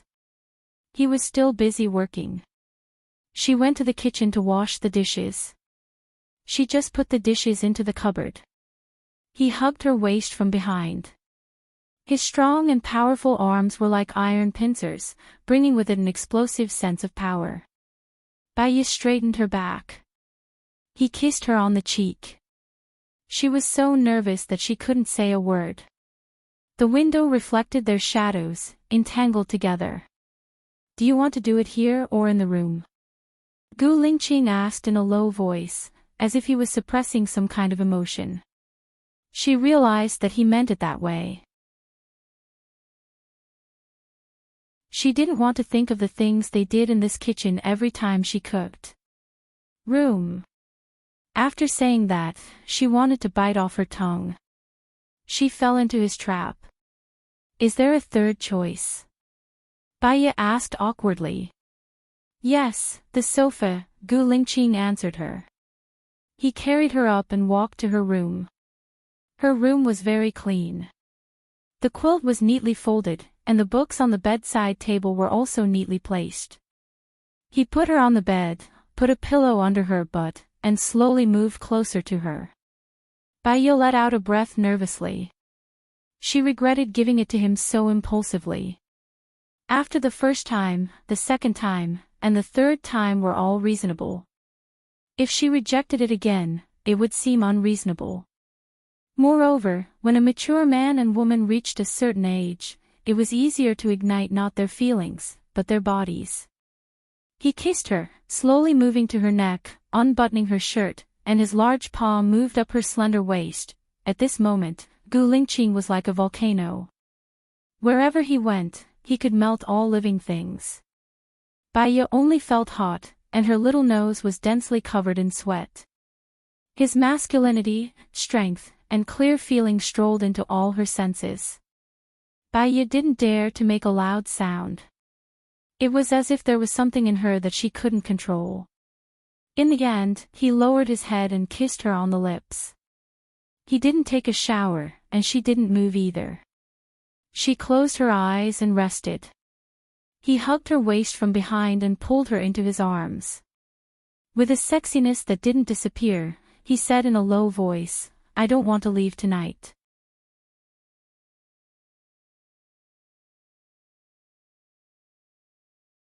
Chapter 85. In the morning, when Bai Ye woke up, Gu Lingqing was no longer by her side. She saw that there was a note on the table. I have something to attend to in the military. I have to leave first. Breakfast is on the table. If it's cold, heat it up before eating. Bai Ye looked at the note left by Gu Lingqing and smiled. His handwriting was strong, which matched his tough image. His handwriting was also beautiful. He didn't hide his sharpness, and it was very powerful. She stuffed the note into the Russian book. Perhaps she was very far away from Gu Lingqing now, but she was making progress every time. Learning from him, understanding what he knew, and loving what he loved. Perhaps they would have more topics to talk about, and she would be able to spend more time by his side. Bai Ye got up, brushed her teeth and washed her face. When she walked out of the room, she saw the xiaolongbao, tofu soup, shumai, and youtiao that Gu Lingqing had placed on the table. She took a sip of the tofu soup. It was still warm. There was a knock on the door. Bai Ye walked to the door and opened it suspiciously. Xiong Dani swung her hand and slapped Bai Ye's face. B*tch, did you make Jiran resign? Xiong Daini said angrily. Bai Ye's eyes shone sharply. She didn't think that Xiong Daini had the right to hit her and scold her. Su Jiran resigned because he deserved it. They had hurt her far more than she had hurt them. Bai Ye slapped Xiong Daini on the face. B*tch, who are you calling? B*tch, I'm calling you. Xiong Daini blurted out. Bai Ye smirked. Sorry, my family doesn't welcome you. Xiong Daini realized that she had been tricked by Bai Ye. She said sarcastically, you thought you could hook up with Gu Lingqing, so you forced my Jie Ran to divorce you. Let me tell you, it's impossible. Gu Lingqing has already agreed to marry Xiaoling. They will be engaged very soon. Bai Ye paused. Gu Lingqing was still at her place last night and bought her breakfast in the morning. How could he be engaged to Su Xiaoling? If there's nothing else, I'm going to eat breakfast. I won't see you out. Bai Ye went to close the door. Xiong Daini pressed on the door and said disdainfully, do you really think that Gu Lingqing likes you? He just sees that you're lonely and pitiful, so he wants to play with you. Anyway, you're a cheap slut who doesn't want money, and you're somewhat good-looking. Are you saying that you won't be cheap if you ask for money? I don't agree with your values. Also, when you belittle and slander others, you're actually destroying your character, Bai Ye said bluntly. What a glib tongue. Let me tell you, Bai Ye, you'll still have a chance to cry in the future. I can make you cry today. Do you believe me? Xiong Daini threatened. You want me to cry and beg for mercy? Will you change your decision? Bai Ye asked in return. She chuckled as if she had already seen through it. Since it's impossible, why should I beg for mercy? You're going to make me cry anyway. You hurt my son, so I've decided that I won't let you off easily, Xiong Daini said arrogantly. You only saw me hurting your son. Did you see your son hurting me? What's being exposed on the internet is the truth. We're both women. If it was your husband who did those things, what would you think? Bai Ye squinted her eyes and said coldly. Xiong Daini crossed her arms in front of her chest and said sarcastically, that's why I said you're incompetent. You can't control a man and yet you still want to vent your anger on him. Bai Ye, don't you think you're shameless? If you don't look for your own reasons, where do you get the cheek to blame a man for not wanting you? Bai Ye sneered. According to what you said, Su Jiran can't control me because he's incompetent. Where do you get the cheek to question me? How can it be the same? Men are flirtatious when it comes to women. Women are sluts when it comes to men. Xiong Daini roared angrily. Then I'm really sorry. Male supremacy isn't my view of life. If you want to make me cry, go ahead. I just despise you, Bai Ye said and slammed the door. She went to eat breakfast, but she could not eat. Some people clearly told themselves not to care about it and not to be angry. It was not worth it to be angry. However, she was still angry. Bai Ye's phone rang. She saw that it was a call from a stranger and turned it off. The phone rang again. It was the same string of numbers.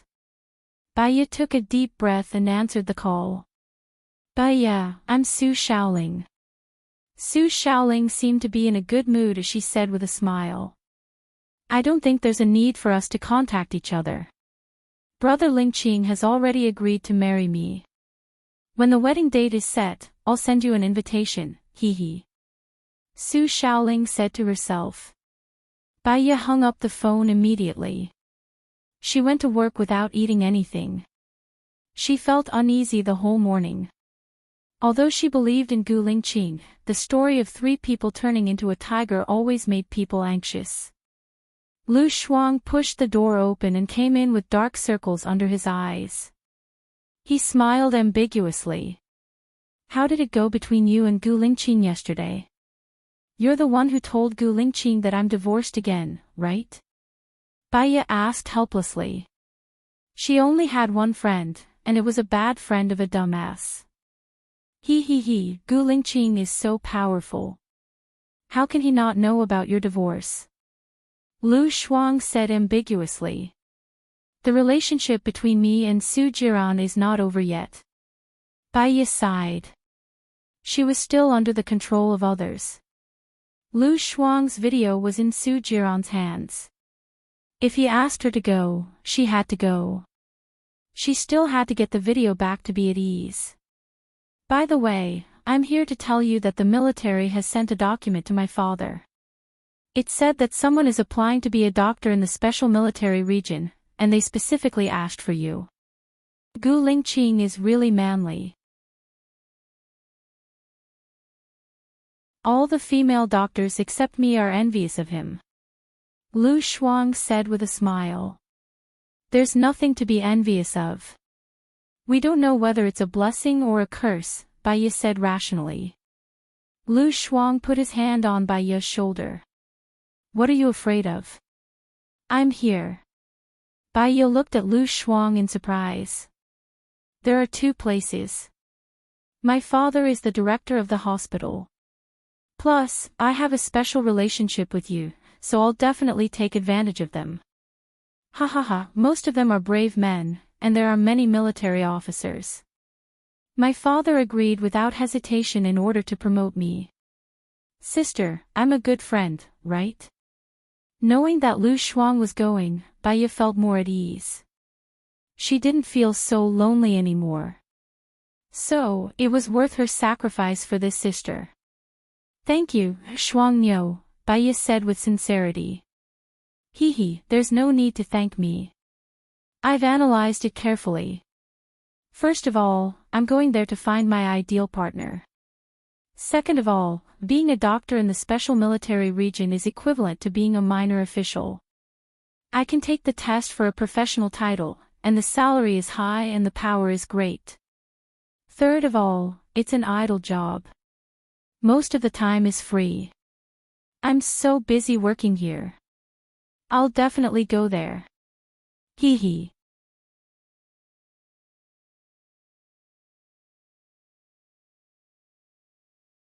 Chapter 86.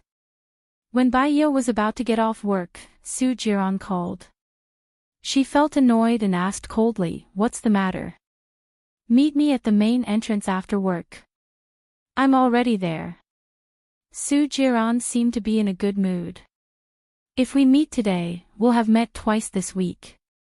Tomorrow is Saturday and Sunday. You won't call me anymore, right?" Baiya wanted to confirm.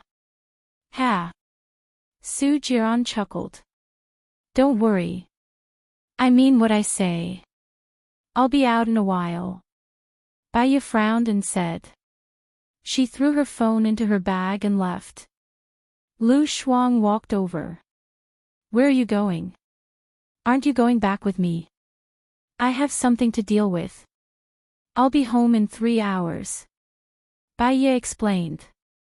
She stepped out of the car and saw Su Jiran standing beside the car. He was wearing a pair of sunglasses and a golden suit. He was extremely handsome, especially with the rose in his hand. He held it out to her and smiled confidently. "This is for you." Baiya didn't want to talk nonsense with him. She took the rose from his hand and threw it into the dustbin. "Where are you going?" She looked at her phone and started to count down. Su Jiran looked at her arrogant look and opened the car door.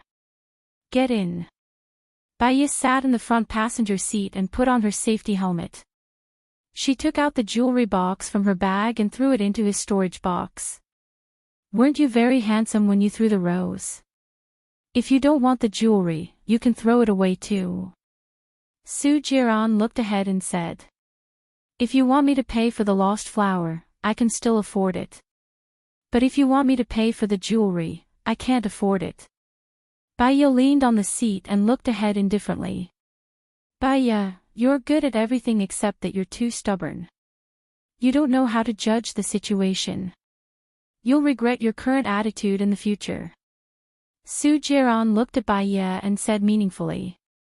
Then you can say that later. She didn't even look at Su Jiran. Gu Lingqing should have told you, right? Su Jiran suddenly asked. What did you say? Bai Ye glanced at him. The date of his engagement with Su Shaoling has already been set. It will be on the 9th of next month. According to Xiaoling's temper, she should have sent you an invitation.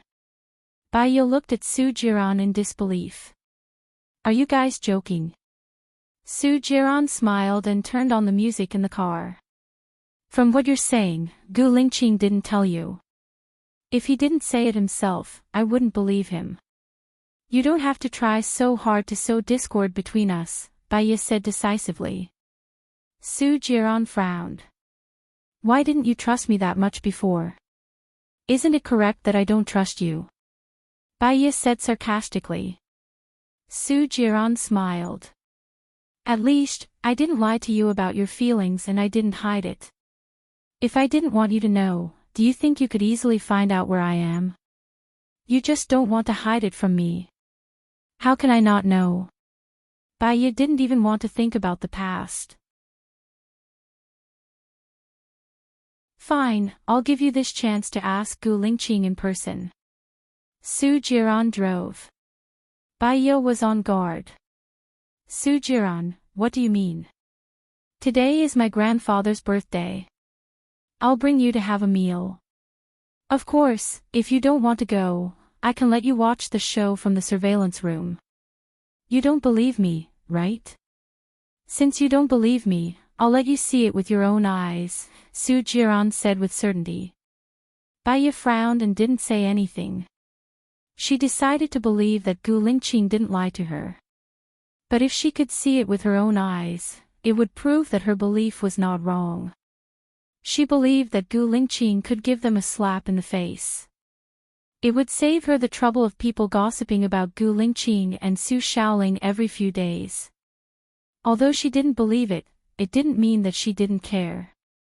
She didn't like to listen to those rumors. It made her heart feel uncomfortable. Su Jiran didn't bring Bai Ye to the banquet hall.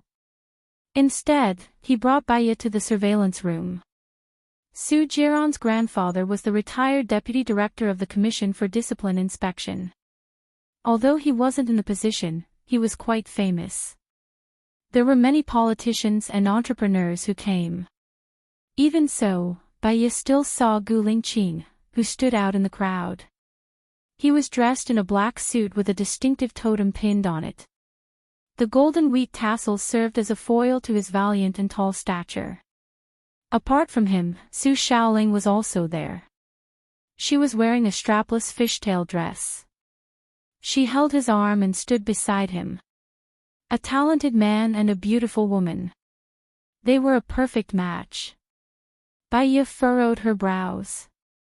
Today, my grandfather will announce their marriage to everyone.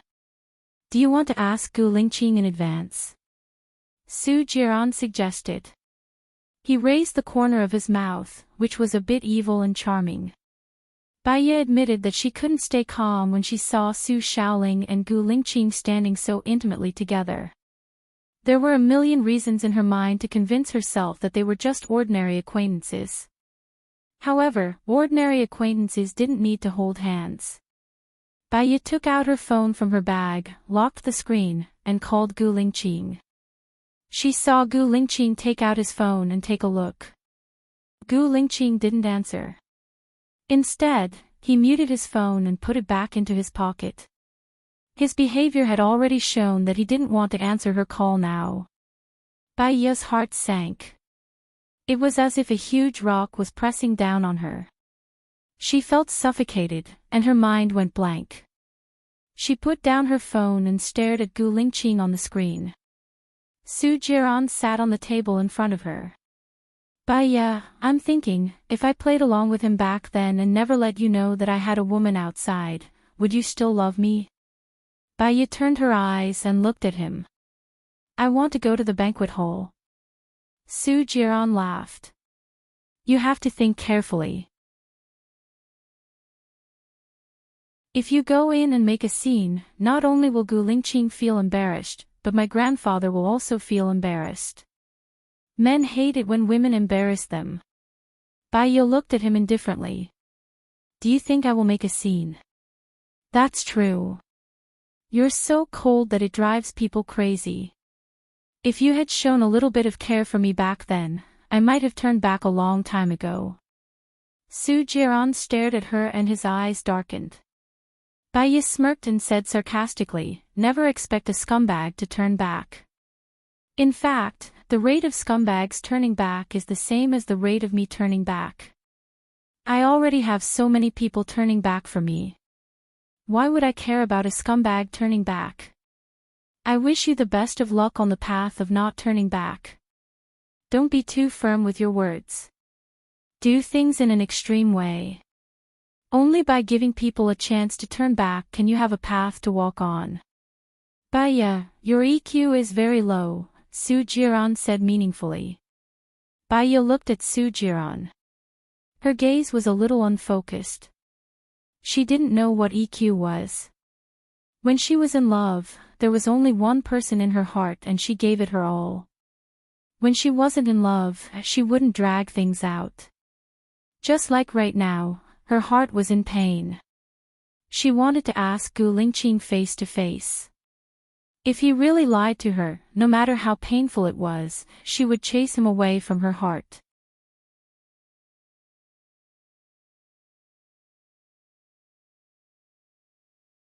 Chapter 87. Su Jiran, do you think you have a high EQ? Bai Ye asked. You loved me too, didn't you? Many women loved you, and many women were hurt by you. If there is retribution in this world, then you will die a horrible death in the future, Bai Ye advised. She walked past him and out of the security room. She followed the crowd and entered the magnificent hall. She did not walk directly to Gu Lingqing. Instead, she walked to the corner of the banquet hall and called Gu Lingqing again. Gu Lingqing felt the phone vibrate. He frowned. I'm sorry, please excuse me. He walked out of the banquet hall and went to the private room next door to answer the phone. Xiaoya, what's wrong? Is there something urgent? I'll ask Lieutenant Colonel Xiang to handle it, Gu Lingqing said softly. Where are you now? I want to see you, Bai Ye said softly. I have something to do here. Bai Ye took a deep breath. She felt as if her heart had been stabbed by a sword. And this sword was handed to Gu Lingqing by her own hands. Gu Lingqing pulled the sword out of her heart. Not only was there blood flowing out, but there was also her body temperature. Suddenly, she did not want to ask anything. Even if they were married, she could not control Su Jiran. Moreover, she and Gu Lingqing were nothing. If love needed to be controlled and consumed with emotions, then no matter how strong the love was, it would be consumed in quarrels and conflicts. I heard that you are getting engaged to Su Shaoling. I wish you both happiness. Bai Ye hung up the phone and walked out of the banquet hall. Gu Lingqing was shocked. He opened the door of the private room. The two of them almost bumped into each other. Their eyes met. His profoundness met her cold and cheerless. They looked at each other without saying a word. Lingqing. Su Xiaoling's sweet voice sounded. She ran over and hugged Gu Lingqing's arm. She smiled proudly at Bai Ye and said, I didn't expect you to come. Since you're here, I don't have to call you again. Lingqing and I are getting engaged on the 9th of next month. It'll be held here. Come early on the 9th of next month. Bai Ye lowered his eyes and did not speak. In fact, she was waiting for Gu Lingqing's explanation. However, 1 second passed, 2 seconds, 3 seconds, Gu Lingqing didn't refute anything. She also understood. She nodded at Su Shaoling, turned around, and raised her head to look at Gu Lingqing. When she met his deep, rippling eyes, she also nodded, turned around, and walked toward the elevator. She doesn't seem to care at all. Su Shaoling looked at Bai Ye's proud and aloof back and murmured to herself. Gu Lingqing clenched his fists tightly. The veins on the back of his hands were popping out. His eyes were filled with helpless pain and his brows were tightly knitted. Bai Ye quickly walked into the elevator and pressed the button for the first floor. Her eyes were lowered and filled with tears. The moment the elevator closed, big teardrops rolled down her cheeks. She had her so cold. But what could she do? She couldn't make a big fuss and embarrass others, as well as her own dignity. She couldn't complain or complain. That wouldn't change the outcome. It would only make herself look pathetic and ridiculous. She was the one who wanted to like him. If she could keep her heart, she wouldn't be sad. She had no right to blame anyone. She could only blame herself. Bai Ye walked out of the hotel and squatted under the shade of a tree. She hugged her knees and cried happily. Su Jiran stood in front of her. I think you're stupid, silly, and stupid sometimes. Bai Ye didn't want anyone to disturb her, and she didn't want to be seen by someone she hated. Get lost. She let out a muffled sound. Su Jiran squatted in front of her and took out a fragrant tissue from his pocket. At least I let you see the truth. Shouldn't you thank me? Thank you for what? Bai Ye gritted her teeth. Thank you for treating me so badly. So as long as someone treats me well, I will easily fall in love with them. At least I didn't lie to you. You know better than me how many women I have. To put it bluntly, the longest they have been with me is 3 months. Your position is firm and unshakable, isn't it? Su Jiran looked at her tears. He didn't know what he was feeling. He sympathized with her, but he felt that she was crying for another man. He was upset, as if he was still wearing the green hat. Then I thank you. Bai Ye stood up and looked down at him.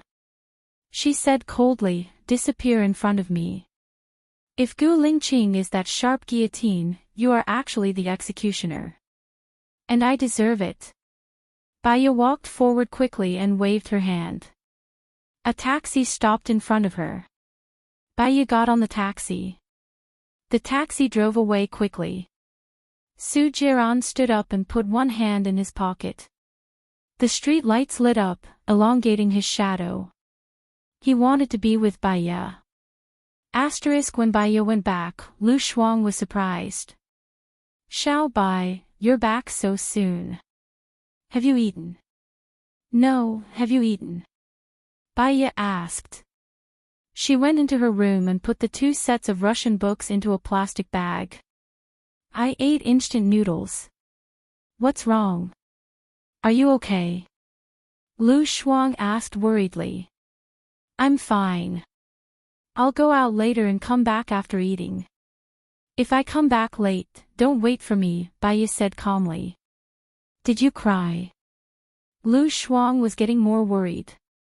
Lu Shuang, if you really treat me as a friend, don't try to matchmake me with Gu Lingqing anymore. If there's a next time, we won't even be friends anymore. Bai Ye went out and threw the Russian books into the trash can. She looked at the Russian books in the trash can and felt that she was quite stupid. She clearly knew the difference between her and Gu Lingqing.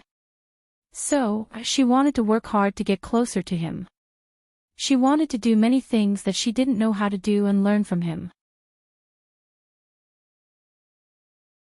Her obsession, her infatuation and her hard work couldn't be exchanged for a man's sincere treatment. Since she would be hurt no matter what she did, she might as well not do anything and live a more relaxed life. Bai Ye turned her face away. She didn't want to get the Russian books back anymore. She walked into the lift and pressed the button for the first floor. She walked out of the estate and into the restaurant at the entrance of the estate. She ordered some dishes. Because her heart was hurting from the depression, she even ordered some white wine. After drinking half a bottle, her head was already dizzy and her vision was blurred. It was said that getting drunk could cure 1,000 sorrows. But it was a lie. Her heart was still hurting and her stomach was still churning uncomfortably because she was drunk. She drank one last mouthful, then vomited and went back to sleep. Tomorrow would be a brand new day. Gu Lingqing snatched the wine glass from her hand, raised it and drank it himself. He pulled out the chair and sat opposite Bai Ye. Bai Ye looked at him. There were many layers of shadows, like a kaleidoscope. She smiled and pointed at him. Gu Lingqing.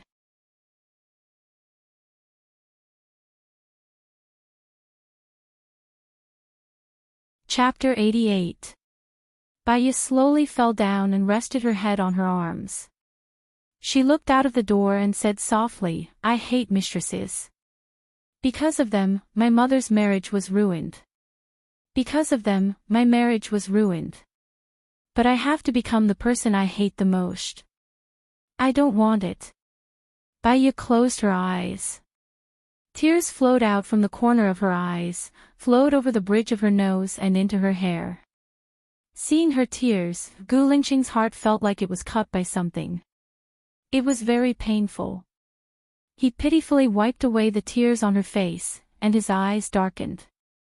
The matter was too urgent. He didn't have time to deal with it, and he didn't know how to tell her. It was his negligence. Xiaoya, I won't let you be a mistress. I promise. Gu Lingqing said in a low voice. He carried Bai Ye and sent her back. Lu Shuang saw Gu Lingqing coming back with Bai Ye in his arms. Bai Ye reeked of alcohol, and Gu Lingqing didn't look well either. What's going on? Why did Xiao Bai drink so much? Lu Shuang was worried. Gu Lingqing put Bai Ye on her bed and covered her with a blanket. She looked at Bai Ye and said to Lu Shuang, please take care of her these days. Call me if anything happens. Xiao Bai said that if I contact you again, she will break off all ties with me. She doesn't seem to be lying. I don't dare to contact you anymore, Lu Shuang said in a low voice. She saw that Bai Ye was in so much pain. Bai Ye had always been a rational person rather than an impulsive one. She drank so much today and Gu Lingqing said such a thing. She judged that Gu Lingqing must have done something to let Bai Ye down. Gu Lingqing frowned helplessly and looked at Lu Shuang. You can contact me secretly. She won't find out. Lu Shuang shrugged. I'll try my best. Gu Lingqing's phone rang. When he saw that it was Gu Tianhang calling, he frowned in annoyance and walked towards the door. He answered the call and said, I'm coming over now. Lu Shuang looked at Gu Lingqing's back. She had a premonition that something must have happened. Bai Ye woke up at 4 in the morning due to thirst. Because he drank too much yesterday, his head was still hurting. Think about it, in this world, only you can be responsible for yourself. She got up and poured a glass of water. She put some honey in the water and shook it. Then, she carried the glass to the window. The sky was still dark. There was no moon in the sky, only a few sparse stars. Her phone buzzed with a text message. Bai Ye unlocked her phone. It was a message from Gu Lingqing. Are you not feeling well? She looked at the message indifferently, and bitterness flowed through her heart. She did not reply. She blacklisted Gu Lingqing's number. She switched off the lights and lay on the bed. She closed her eyes and felt the pain in her heart. Su Jiran had given her this kind of pain before. She just had to get used to it. One day, she would become numb and the pain would fade away. But she did not know how long it would take. In the end, she did not fall asleep. She came out at 7 in the morning. She had not visited her mother for 2 weeks. She missed her mother. She did not know if her mother had forgotten to ask her to call Su Jiran. Gu Lingqing watched as Bai Ye got into the taxi. He took a deep puff of his cigarette and exhaled a thick cloud of smoke. She did not reply to his message. He had been at the car park the whole time and saw her standing at the window at 4 o'clock. She must have seen the message, but she purposely did not reply. His heart tightened, and countless sorrows flowed out. He put out the cigarette and sent her another text message. Don't read the latest news. Don't listen to it. Don't believe it. I will come to you after I solve the problem. He waited for a while, but Baye still did not reply. Saturday's music station was playing on the radio in the taxi. The announcer on the radio said in a light voice, "We are playing a happy event. It is said that Deputy Chief Gu's son will tie the knot with Deputy Chief Sue's granddaughter. They have not even gotten married yet, but the happy event has already been announced to the world. Although I will not have the chance to attend the wedding of these two big shots, I still wish the newlyweds the best of luck. Next, we will play a beautiful song, I Will Marry You Tomorrow." Baye leaned her head against the window and looked at the air indifferently. She quietly felt the pain in her heart flow through her blood and into her limbs. "Brother, Deputy Chief Gu's son is going to marry Deputy Chief Sue's granddaughter. Hurry up and buy Gu Corporation's shares. With a strong combination, it will definitely grow," the driver chatted with his colleague. "I don't have to wait for you to say that. Gu Corporation's shares have already risen from 80 to 150. Just wait for the wedding of the century to rise again," the driver replied through the walkie-talkie. "Say, if the bride or groom runs away from the wedding, it will be interesting. I am also waiting, ha ha ha ha." Baye listened to their idle chatter. They stopped at the entrance of the sanatorium. Baye paid, walked to the entrance of the sanatorium, and registered.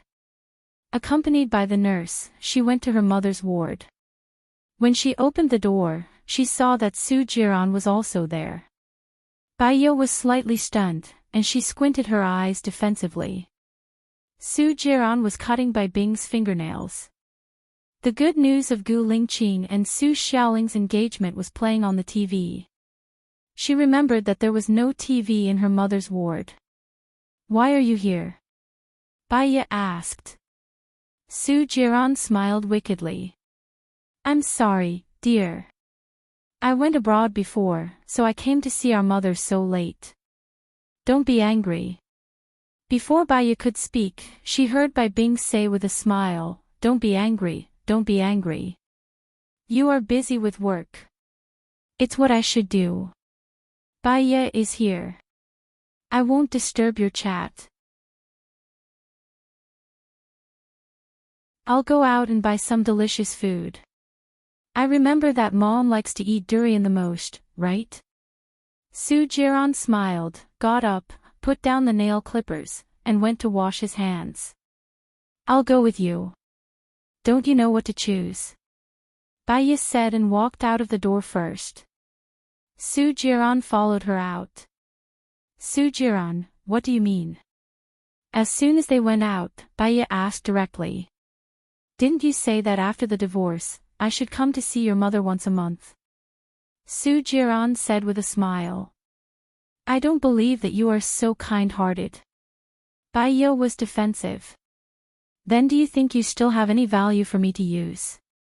Su Jiran asked in return. He looked at her and curled up the corner of his mouth. His smile made her hair stand on end. "Don't come in the future." Baye said, "In case of trouble in the future." "Okay, I'll go and tell your mother about our divorce later." Baye held Su Jiran's arm. That would definitely aggravate her mother's condition. Su Jiran raised the corner of his mouth. "I'm helping you out of kindness. You won't refuse like a fool, will you?" Baye's eyes darkened. She let go of Su Jiran's hand and said coldly, "Thank you."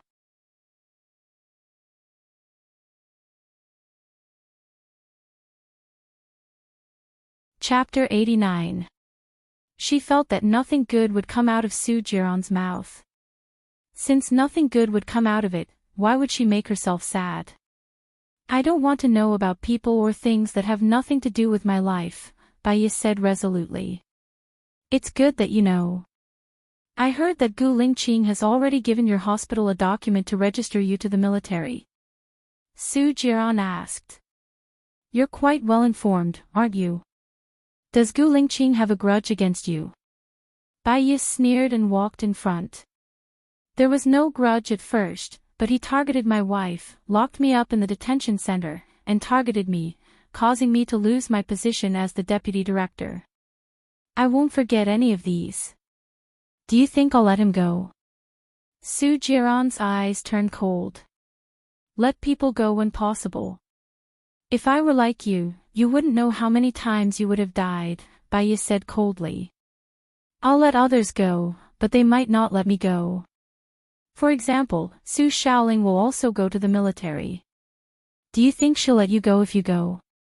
Su Jiran said with a smile, but it was obvious that the smile did not reach his eyes. Bai Yi lowered her eyes and said with certainty, I won't go. I'm afraid that if you don't go, I'm afraid you won't be able to do your job in the hospital. After all, it's an order from the military. Do you think Lu Shuang's father has the guts to disobey? Su Jiran said with drooping eyes. Bai Yi did not say anything. Su Jiran looked at her, held her arm, and pulled her to his side. What are you doing? Let go, Bai Yi said sternly. Since Gu Lingqing is getting married, don't provoke him, Su Jiran warned with a vicious look in his eyes. I'll make my own decisions. Su Jiran, don't forget that you're just my ex-husband. Legally, we have nothing to do with each other. Bai Yi pulled her hand away forcefully. She went into the fruit shop. Su Jiran didn't say anything else and followed behind her. Bai Yi chose a durian, paid for it, and walked in front with it. Su Jiran stared at her cold back.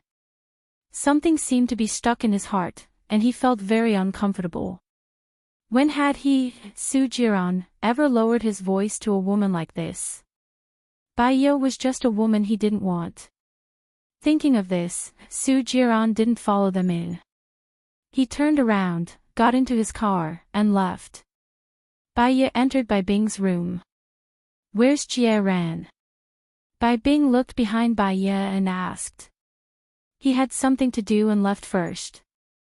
Mom, I'll open a durian for you, Bai Yi said softly. Bai Bing furrowed her brows. You quarreled with Jie Ran, right? Xiaoye, Jie Ran is such a good man. You should change your temper. Don't let people coax you all the time, and don't put all your attention on work. Okay, Bai Yi replied with her head lowered. Alright, go accompany Jie Ran. He bought me a TV, and I want to watch it. Xiaoye, don't give your husband too much freedom.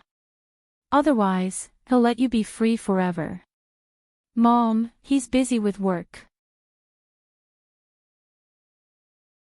I still have to wash your hair and bathe you, Bai Yi said with a smile. It's okay. Jie Ran found me a caretaker today. He'll take care of me 24/7. Hurry up and have a child with him. Oh yes, did you give away your previous child? Bai Bing asked worriedly. Bai Yi lowered her eyes. Then I'll leave first. I'll come see you next week. Bai Yi picked up her bag and quickly left her mother's ward. She walked aimlessly on the road alone, her thoughts immersed in the distant past. She didn't know how many hours had passed as she walked and walked. When she looked up, she was at the entrance of the Special Forces Division. She came here unconsciously. Was she crazy? Bai Yi quickly turned around. Gu Lingqing's car came out of the division. He saw Bai Yi and shouted, "Stop the car." Lieutenant Colonel Shang also saw Bai Yi and reminded him, "Chief, this is a critical time. If you and Miss Bai are photographed," before Lieutenant Colonel Shang could finish speaking, Gu Lingqing had already gotten out of the car. He held Bai Yi's arm. "Let go of me," Bai Yi said coldly. Gu Lingqing looked at her red eyes and let go of her. He said in a low voice, "Where are you going?" "I'll give you a ride." "No need." Bai Yi saw a taxi coming and waved at him. Gu Lingqing looked at her deeply and pursed his lips. The taxi stopped in front of Bai Ye. Bai Ye was about to open the door when Gu Lingqing held her arm and pulled her forward. What are you doing? Let go of me, Bai Ye said defensively. Gu Lingqing opened the back door. Bai Ye stood resolutely and didn't want to get in. He held the door handle with one hand and supported her body with the other. If you want to be in a stalemate with me, I'll accompany you. I don't think we can continue our relationship. Bai Ye frowned and said heartlessly. She looked at him firmly. So you blacklisted my number? Gu Lingqing asked back. His eyes were a little red. He gritted his teeth and his anger burst out. If you don't like it, you can blacklist my number. Get in the car. I don't want to say it for the third time, Gu Lingqing said domineeringly and looked at her sharply. Bai Ye turned her face away. He kissed her lips. Bai Ye was shocked and stepped back. She had no choice but to sit in the back seat. Gu Lingqing sat next to her and closed the door. He said in a low voice, "Go to the Southern District." Lieutenant Colonel Shang glanced at Bai Ye and said uncertainly, "Now. Just go. Don't talk so much nonsense." Gu Lingqing said in a bad temper. Lieutenant Colonel Shang didn't dare to ask any more and drove to the Southern District. Bai Ye turned her face away and looked out of the window. No one spoke. The atmosphere was strange and depressing. Gu Lingqing looked at her and said in a low voice, "Gu's group is my family's business. You know this, right?" "Yes." Bai Ye answered and didn't look at him. Gu's was in the silk business at the beginning. When it was in my mother's hands, it started to do real estate business. It was a relatively early company in the 1980s. Bai Ye looked at Gu Lingqing. She didn't understand why Gu Lingqing told her this.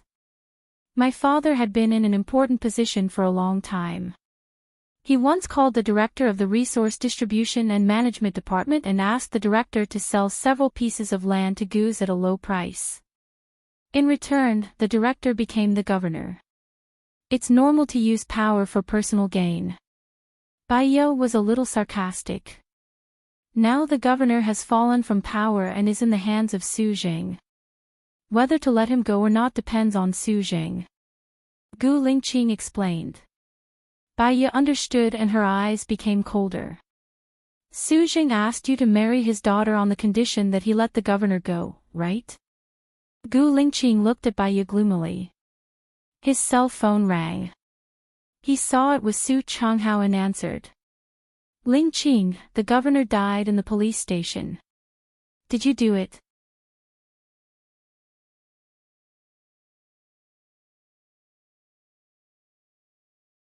Chapter 90. You just need to tell me. Yes or no? Su Changhao was very serious. No. Gu Lingqing said with certainty, looking ahead sharply. Come to my place for a while, Su Changhao said and hung up the phone. Gu Lingqing looked at Bai Ye. Bai Ye didn't know how to face him, so she turned her face away. He grasped her chin, turned her to face him, and kissed her lips.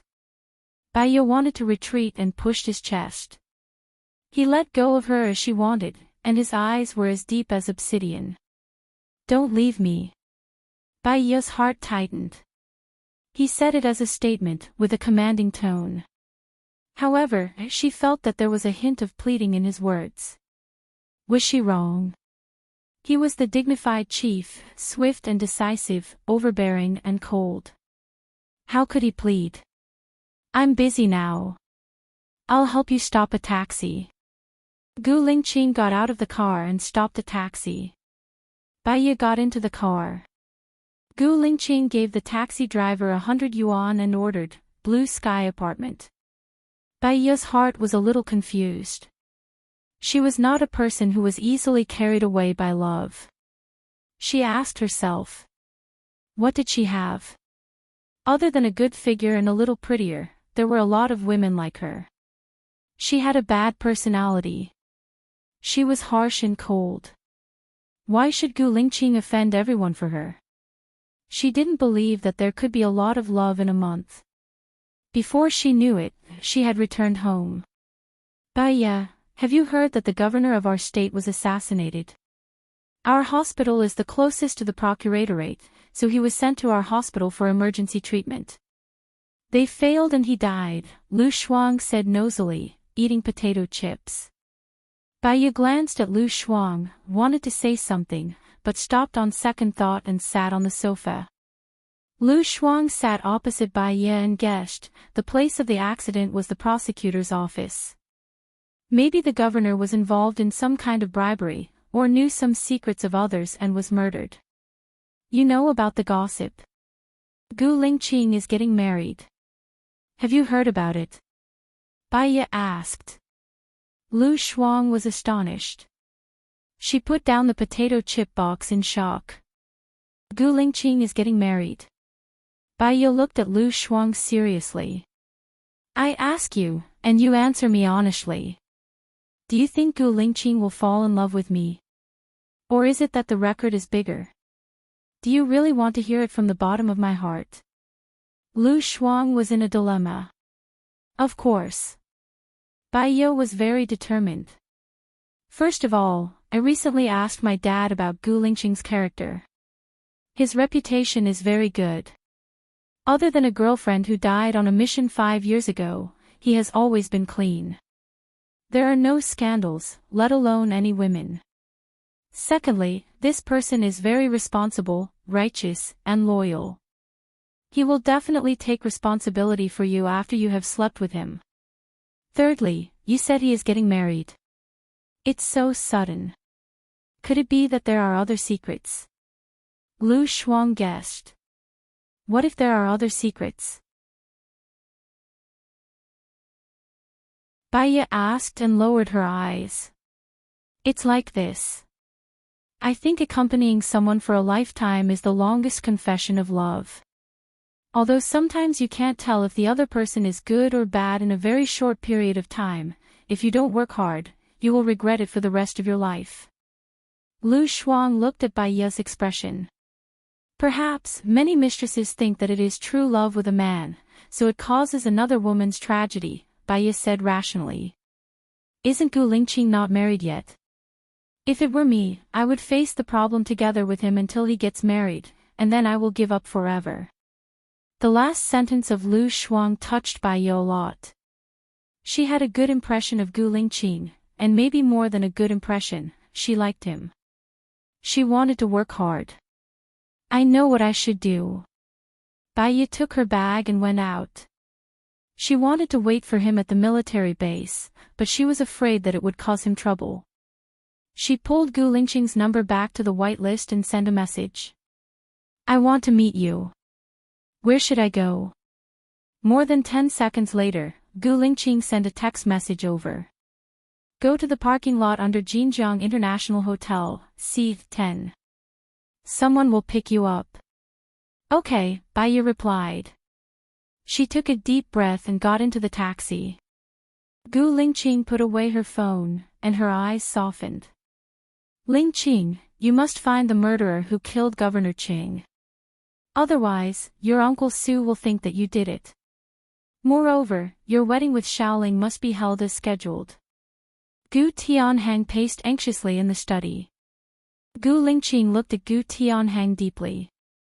Uncle Su will also think that father did it, right? Bastard. Gu Tianhang slammed the table. Would I do that kind of thing? Tianhang, how much do you think Governor Qing told Su Jing?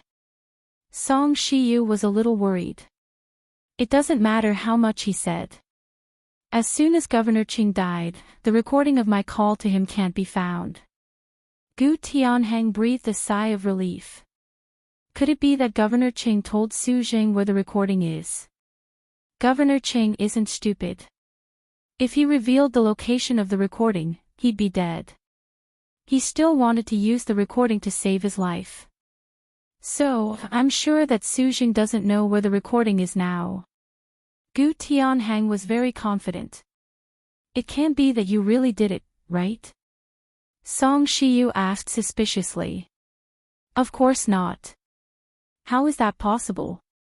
Gu Tianheng widened his eyes and said with certainty. I'm just afraid that they won't think so. Song Shiyu sighed. Gu Lingqing curled the corner of her mouth and negotiated. If I find the murderer, you'll allow me to marry Bai Ye. How about that? What are you talking about? I'm being wronged now, and you still want to marry that B*TCH. That B*TCH is Su Jiran's ex-wife. I'll be laughed at. I won't allow it, Gu Tianheng said angrily. Gu Lingqing stood up. Then I have nothing else to say. Anyway, I won't marry Su Shaoling. Don't you dare, Gu Tianheng said angrily. Gu Lingqing turned around decisively. Song Shiyu frowned and held Gu Tianheng's arm.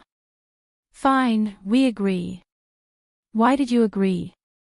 Gu Tianheng was so angry that his teeth were itching. I don't agree.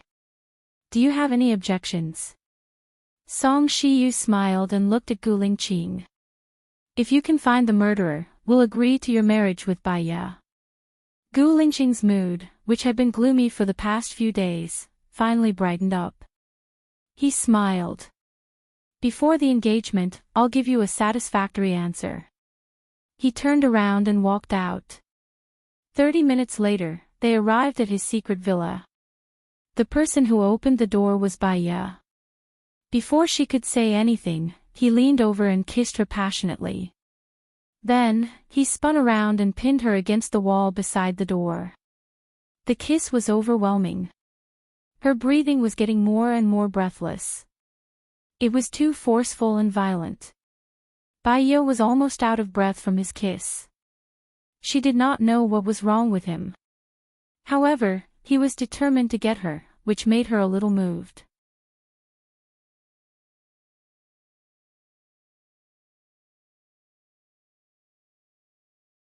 Chapter 91. When she came back to her senses, he had already placed her on the bed. He looked down at her rosy cheeks and smiled. Xiaoya, thank you for coming to find me. Bai Ye's heart was sour and bitter.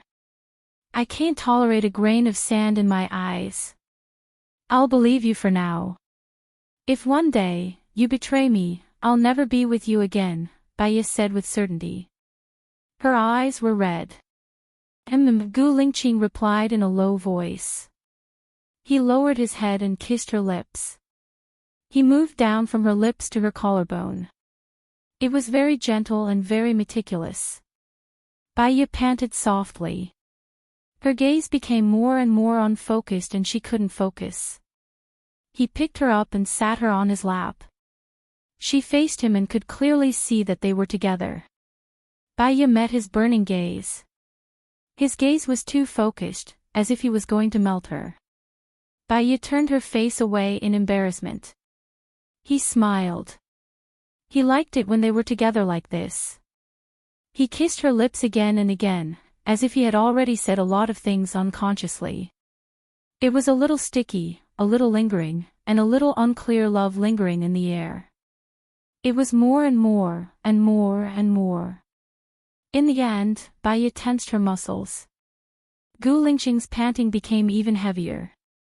When he came out, he said, Xiaoya, I like you.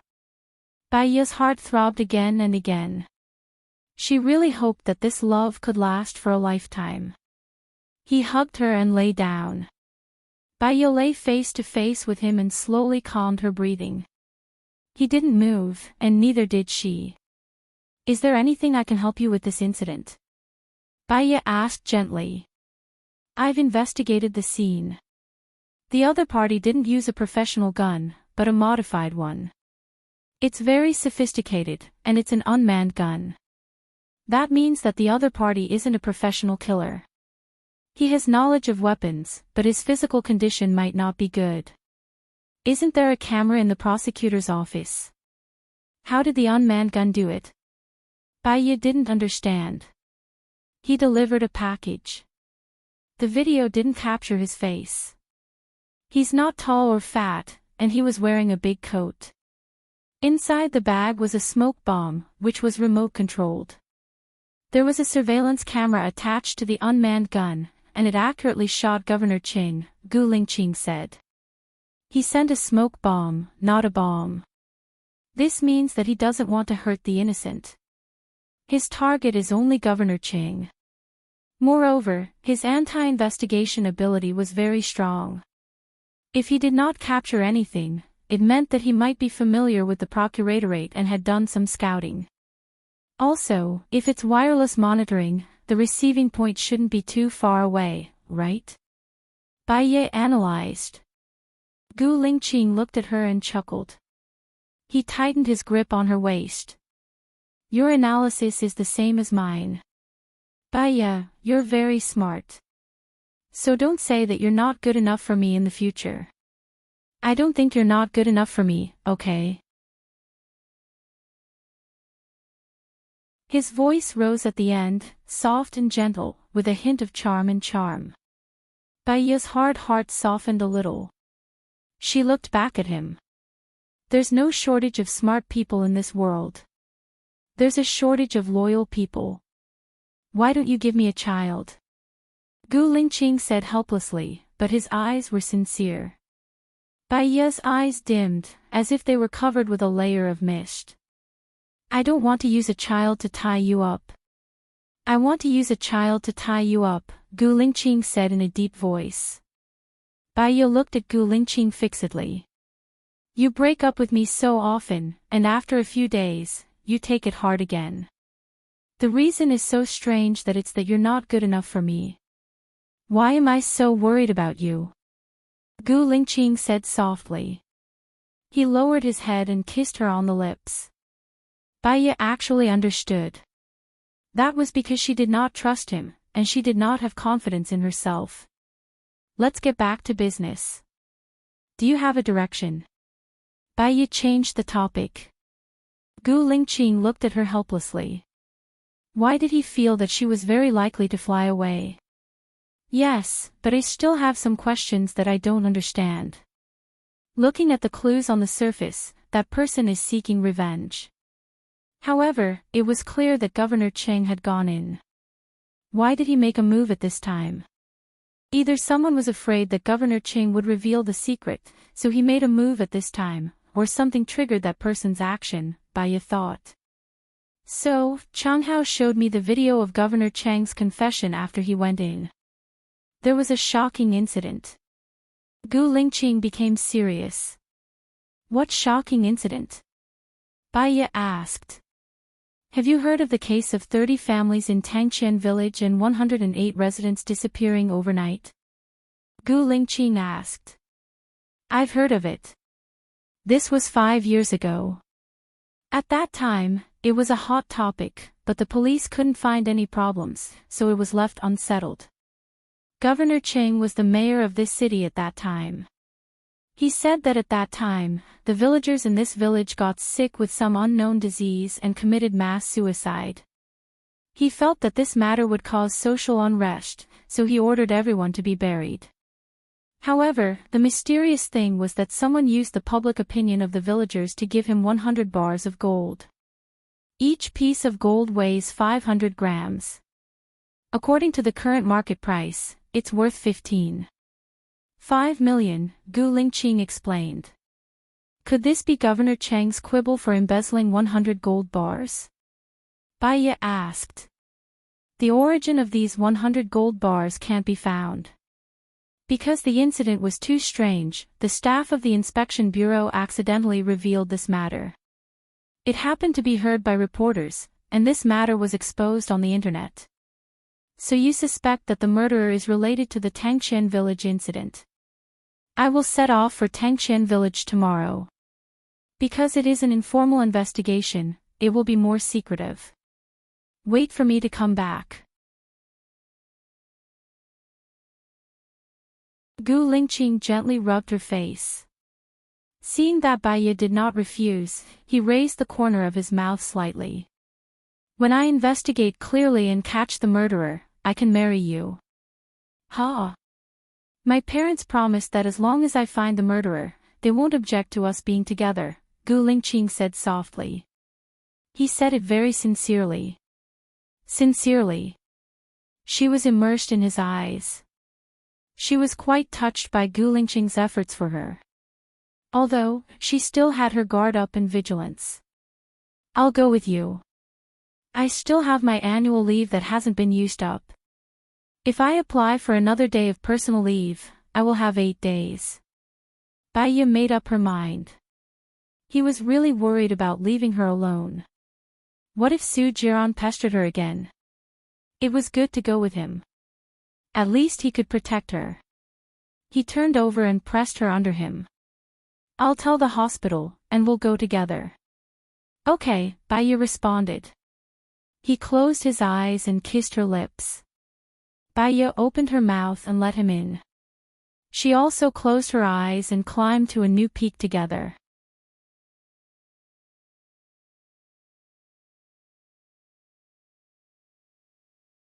Chapter 92. For safety's sake, Gu Lingqing drove there himself. Apart from her, he only brought an attendant named Qinji. Tangqian village was much further away than Bai Ye had imagined. Gu Lingqing did not let her drive. He only asked her to sleep in the back.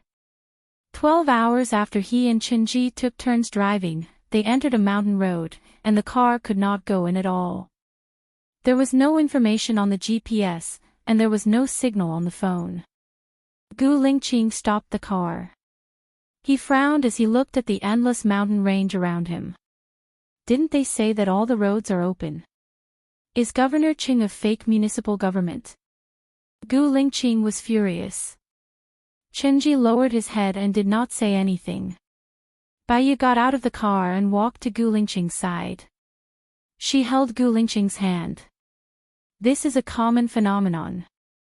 A year ago, our hospital organized a physical examination for impoverished areas. They said that there were roads, but after we went there, not only were there no roads, but there was also no electricity. When Gu Lingqing heard Bai Ye's gentle voice, his temper that was about to explode was slightly appeased. He did not want to lose his temper in front of her. We're in the military. We can't control the civil affairs. We're humans, not gods. Bai Ye smiled. Gu Lingqing's gaze softened. He ordered Qinji, Tangqian village belongs to Zhenghai town, right? Go to town and find a guide. We'll come back later. Yes. Qinji drove back to town. I have a suggestion. It's already late. Why don't we stay in town and ask the people in town? Maybe we'll find new clues. Bai Ye said. Okay. They drove for half an hour back to town. Bai Ye and Gu Lingqing asked for a room. They used fake IDs. Qinji stayed in the room alone. After they checked in, they ate at a small restaurant next to the hotel. The lady boss was very enthusiastic and smiled the whole time. Madam, I want to ask you about Tangqian village, Bai Ye asked gently. As soon as the lady boss heard the 3 words Tangqian village, her smile froze. She glanced outside and said in a low voice, Miss, you're not from around here, right?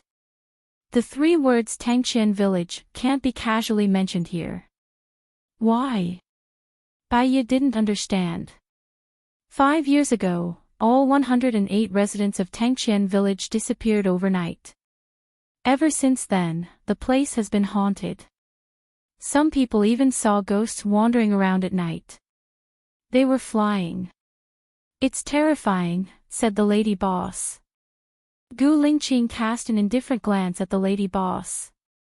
He did not believe in ghosts and gods at all. Do you know why they disappeared? Gu Lingqing asked in a low voice. Rumor has it that he was eaten by a ghost. We don't dare to go there either. Shivering, the lady boss didn't want to say anything more, so she turned and went back into the kitchen. Qinji, Gu Lingqing called. Qinji looked at Gu Lingqing and listened attentively. Tomorrow, go to the town government and find out how many people there are in Tangchen village. Find out if anyone is studying or working outside, ordered Gu Lingqing. All right. I think this matter is very suspicious. What do you think? Gu Lingqing looked at Bai Ye. It's impossible to believe in ghosts and gods.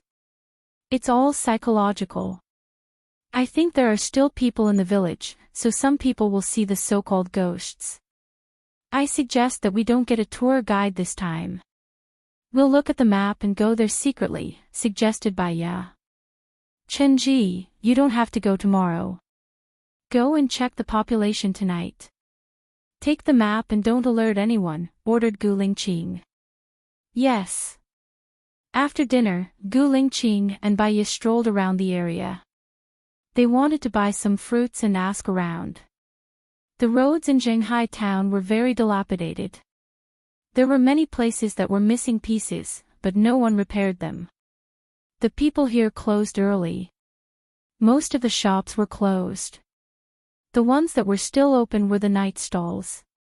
There were no street lights on the roads in town, let alone in the countryside. Bai Ye saw a fruit shop across the road. It was probably stocking up. She walked over quickly and stepped into a hole. She paused for a moment. Gu Lingqing immediately hugged her waist and pulled her into his arms. He asked worriedly, "Did you sprain your ankle?" "No." "Gu Lingqing, when were the roads here repaired?" asked Bai Ye. "I'm not sure. I'll get someone to check. Ask the locals." Bai Ye pulled Gu Lingqing's hand away and went to the fruit stall. Gu Lingqing's eyes dimmed. He followed behind Bai Ye to the fruit stall. Bai Ye bought a lot of fruits from the stall owner. She asked casually, "Boss, when did you repair the road here?" "Roads?" "About 10 years ago," said the owner. 10 years ago, the roads were seriously damaged. If it wasn't shoddy construction, it should have been run over by heavy trucks for a long time, right? Bai Ye peeled an orange, ate a piece, broke it in half, and handed it to Gu Lingqing. She looked at Gu Lingqing strangely. Gu Lingqing frowned slightly. He hated eating oranges because they were sour. However, it was Bai Ye who gave it to him. He broke off a piece and threw it into his mouth. He chewed it for a while and swallowed it. Although he only chewed it for a while, it was so sour that his stomach hurt. He stopped eating and held the half of the orange in his palm. Bai Ye looked at him again. The corners of her lips curled up slightly. He had an urge to kiss her. She gave him the sour orange on purpose. Gu Lingqing's Adam's apple bobbed, but he held it in. The owner explained, "There's a cement factory in the town next to ours. They occasionally pass through here. Oh, by the way, I heard that the weird Tangchen village is in your town," Bai Ye said. The owner's expression darkened. "That place is haunted. People disappear for no reason. It's very scary. There's been a lot of news recently." It said that the residents committed suicide because they got sick. It also said that the previous mayor buried them, and someone gave him tens of millions of gold, Bai Ye said with a smile. "Forget it. That's nonsense. We don't believe it. Let me tell you, the officials said that all 108 residents committed suicide, and the place was sealed. In fact, the owner looked to the right, then to the left, and said, 'I have a friend from Tangchen village. He didn't die at all. He's alive and well.'" Bai Ye and Gu Lingqing looked at each other. "Can you tell me your friend's current address?" Bai Ye asked. The owner looked at Bai Ye and Gu Lingqing defensively. "I don't think that's a good idea." Gu Lingqing took out 1,000 yuan from his wallet and handed it to the owner. The owner happily gave his friend's address. Bai Ye, at night. Lying on the bed, neither Bai Ye nor Gu Lingqing fell asleep. She was thinking about the whole case, tossing and turning. Suddenly, Gu Lingqing covered her body. What's wrong? Baiya asked hoarsely. Do something. Gu Lingqing kissed her lips. Condom. Baiya went to the small box on the bedside table.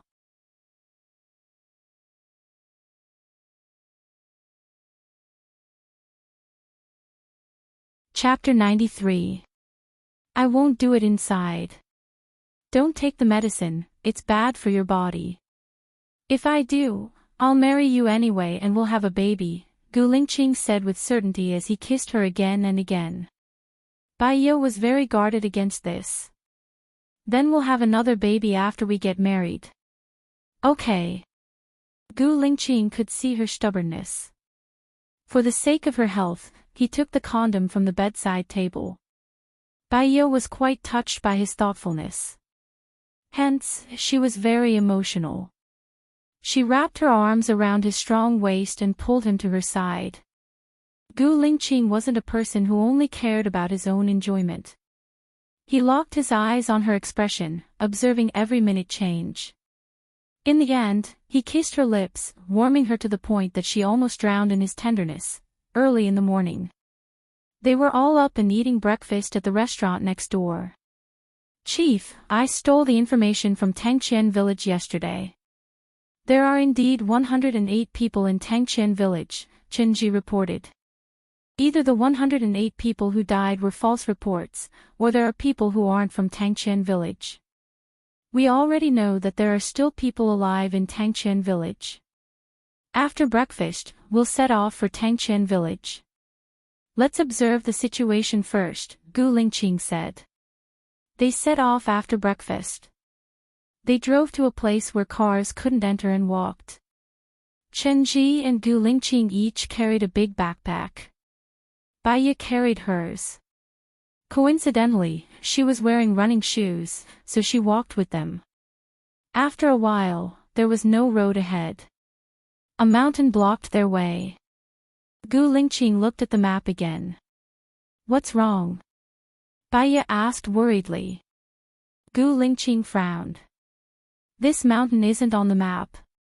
If the town government can even fake a map, then there's really nothing that can't be faked, Baiya said helplessly.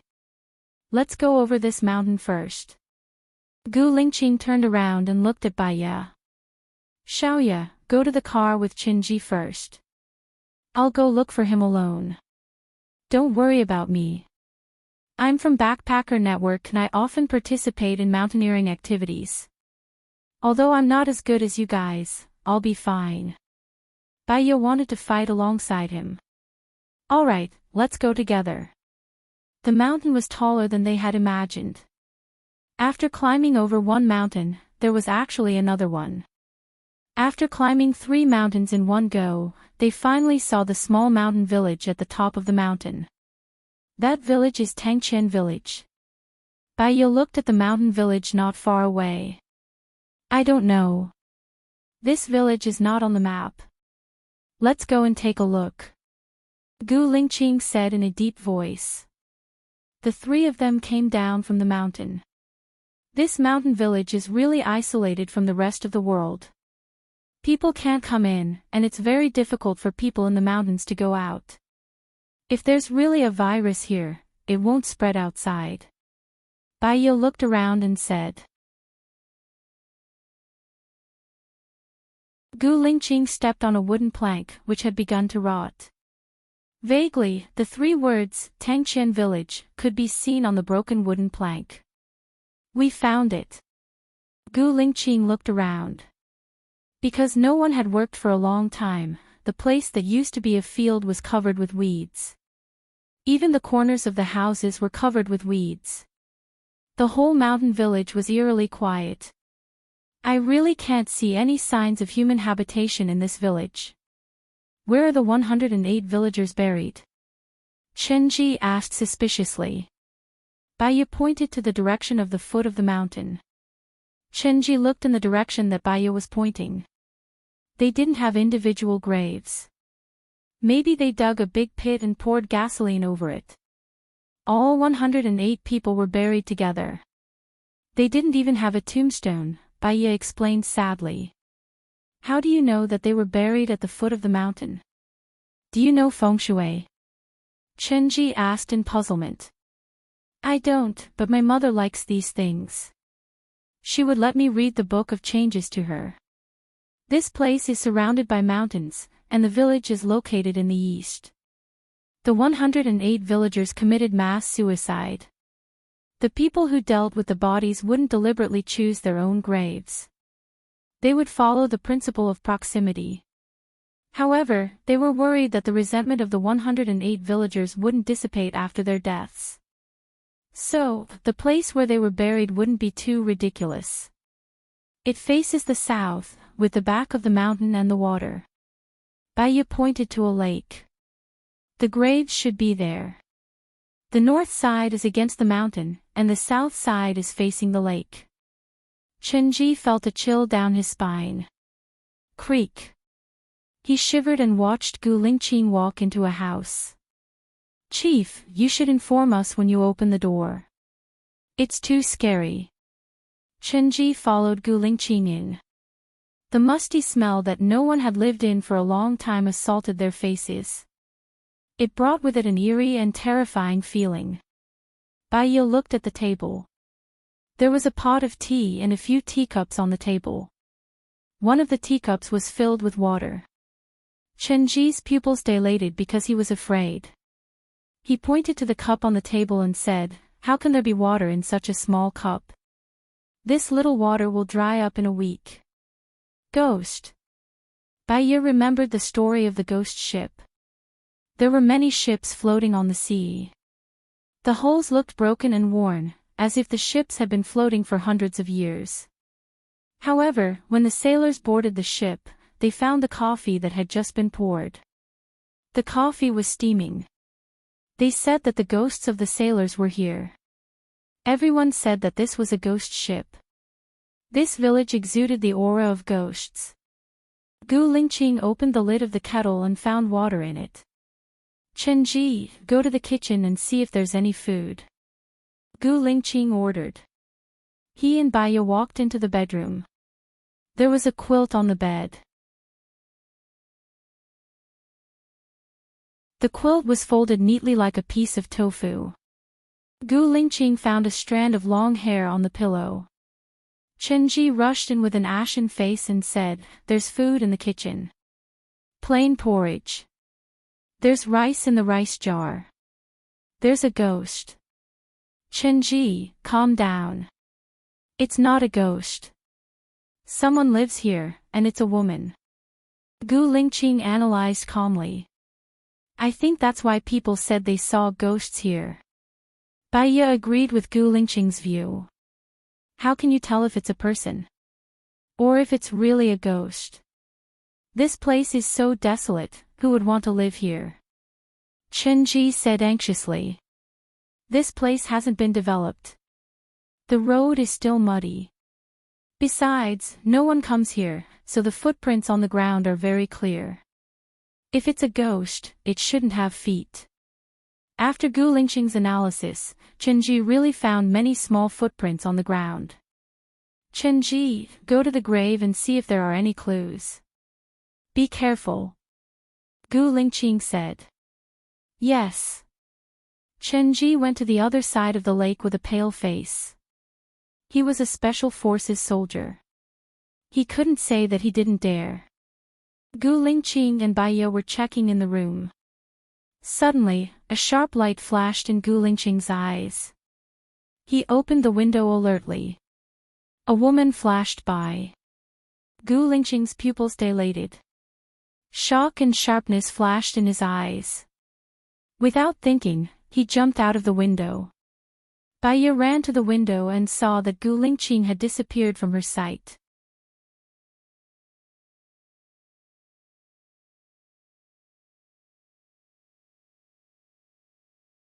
Chapter 94. Baya didn't want to be a burden. They were not there, so she searched the room alone. There was no problem in the room. She went back to the bedroom. She looked around. She squatted down and looked under the bed. It was dark under the bed. She couldn't see anything clearly. She used the flashlight to look under the bed. She found that there was a floor under the bed. She knocked on the floor, making a hollow sound. Baiya's heart flashed with excitement. There was a tunnel. Maybe there was something new. She opened the floor and found a staircase leading down. She didn't dare to go down. She was worried that there was something down there that could hurt people. She wanted to wait for Gu Lingqing and the others to come back before going in. She waited and waited. After waiting for more than 10 minutes, a figure jumped in. Baiya saw a strange woman. The woman frowned. She looked at Baiya, then looked at the hole and ordered, "Go in." Baiya didn't want to go in. The woman took out a gun. "I don't want to hurt you, but if the gun goes off, don't blame me." Baiya looked at the gun. She could only go in. The woman grabbed Baiya's phone and put it in her pocket. She tied Baiya to a wooden pillar and sealed Baiya's mouth with a rubber band. She started to pack her things. Baiya saw that she stuffed hundreds of thousands in cash, a few guns, and some simple clothes in her backpack. She carried the backpack on her back and looked at Baiya. "From your clothes, eyes, and personality, you are not a soldier," the woman judged. Baiya looked at her and didn't say anything. The woman raised the corner of her mouth. "I came here 4 years ago and met Tang Xiaozhou. Tang Xiaozhou is the son of the village chief and the only survivor of Tangqian village. It was a coincidence that on the day of the accident, a little girl from another village came to visit her grandfather. So, the people who murdered them didn't know that there was a survivor in Tangqian village." Murder. Baiya was shocked and frowned. But because her mouth was taped shut, she couldn't speak. "Don't worry, I'll tell you everything I know. The people in this village are very simple. One day, they dug up a chest with thousands of gold bars in it. Over 1,000. She heard Gu Lingqing say 100 sticks. It was revealed on the internet that Governor Qing has 100 of them at home. In fact, that's not all he took. He probably gave some away, but he doesn't have more than 200 of them," the woman continued. Baiya stared at the woman in disbelief. The woman smiled as if she had seen through him. "You must want to know where the other gold bars went, right?" Baiya nodded. "I don't know either. Tang Xiaozhou's father went to find Governor Qing, who was the mayor back then. Governor Qing must have brought some people with him. I can tell you clearly that this kind of massacre is definitely not something that Governor Qing can do." In other words, Governor Qing was not the only one involved in the massacre of the village. According to the golden ratio, there were at least 5 of them.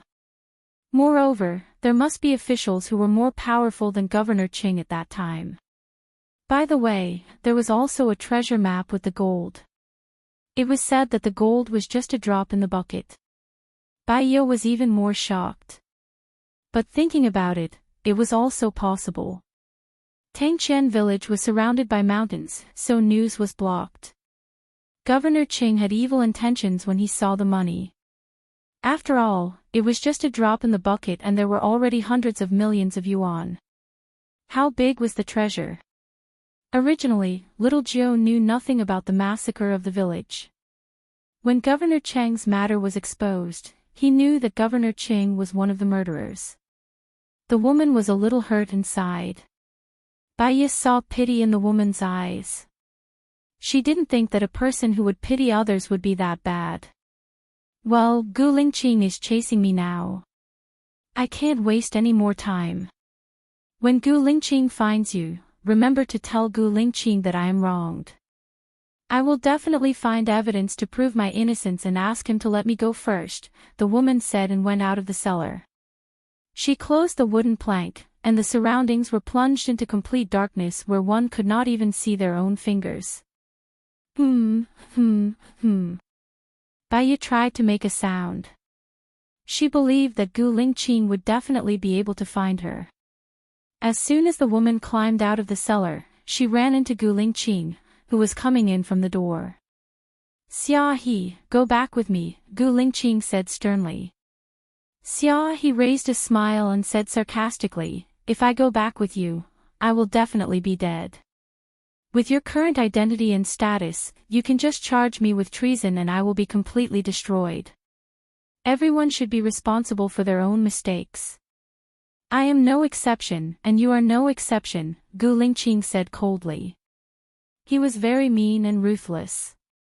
You won't believe me no matter what I say, right?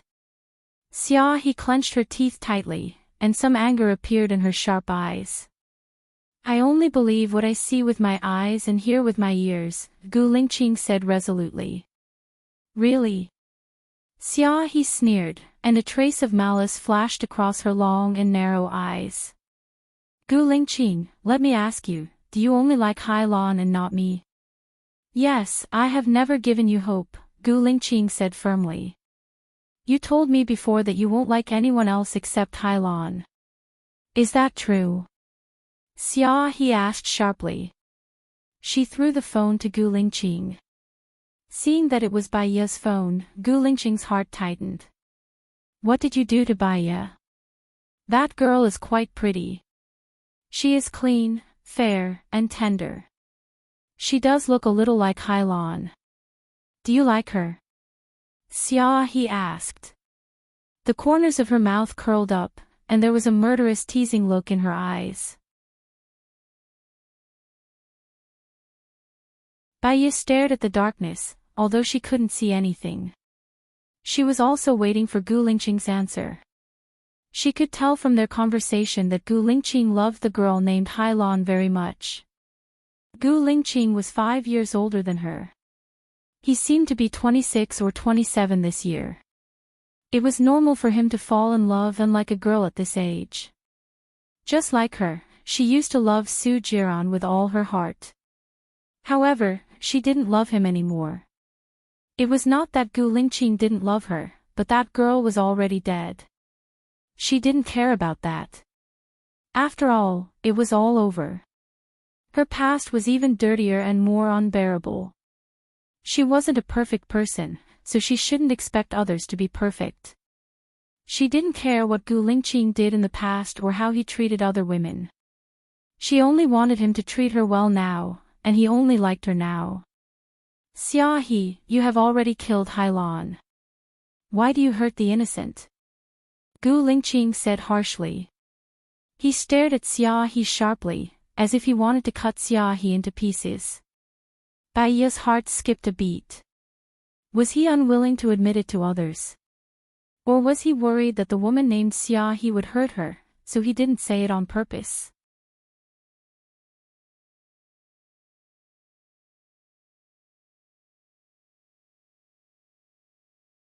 Chapter 95. In your heart, I've already caused Hailon's death. You won't let me go. You can't wait to kill me a few hundred times. What does it matter if I kill one more person? Xia He laughed. Gu Lingqing's eyes were filled with murderous intent. He dashed towards Xia He. Xia He took out his gun and pointed it at Gu Lingqing's head.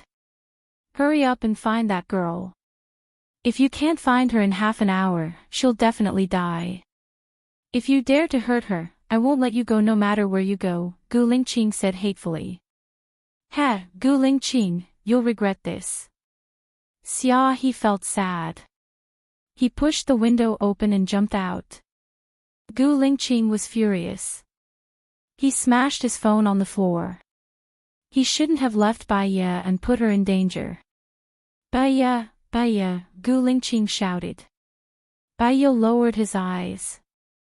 He leaned against the pillar and kicked the table. The enamel cup on the table fell with a clatter.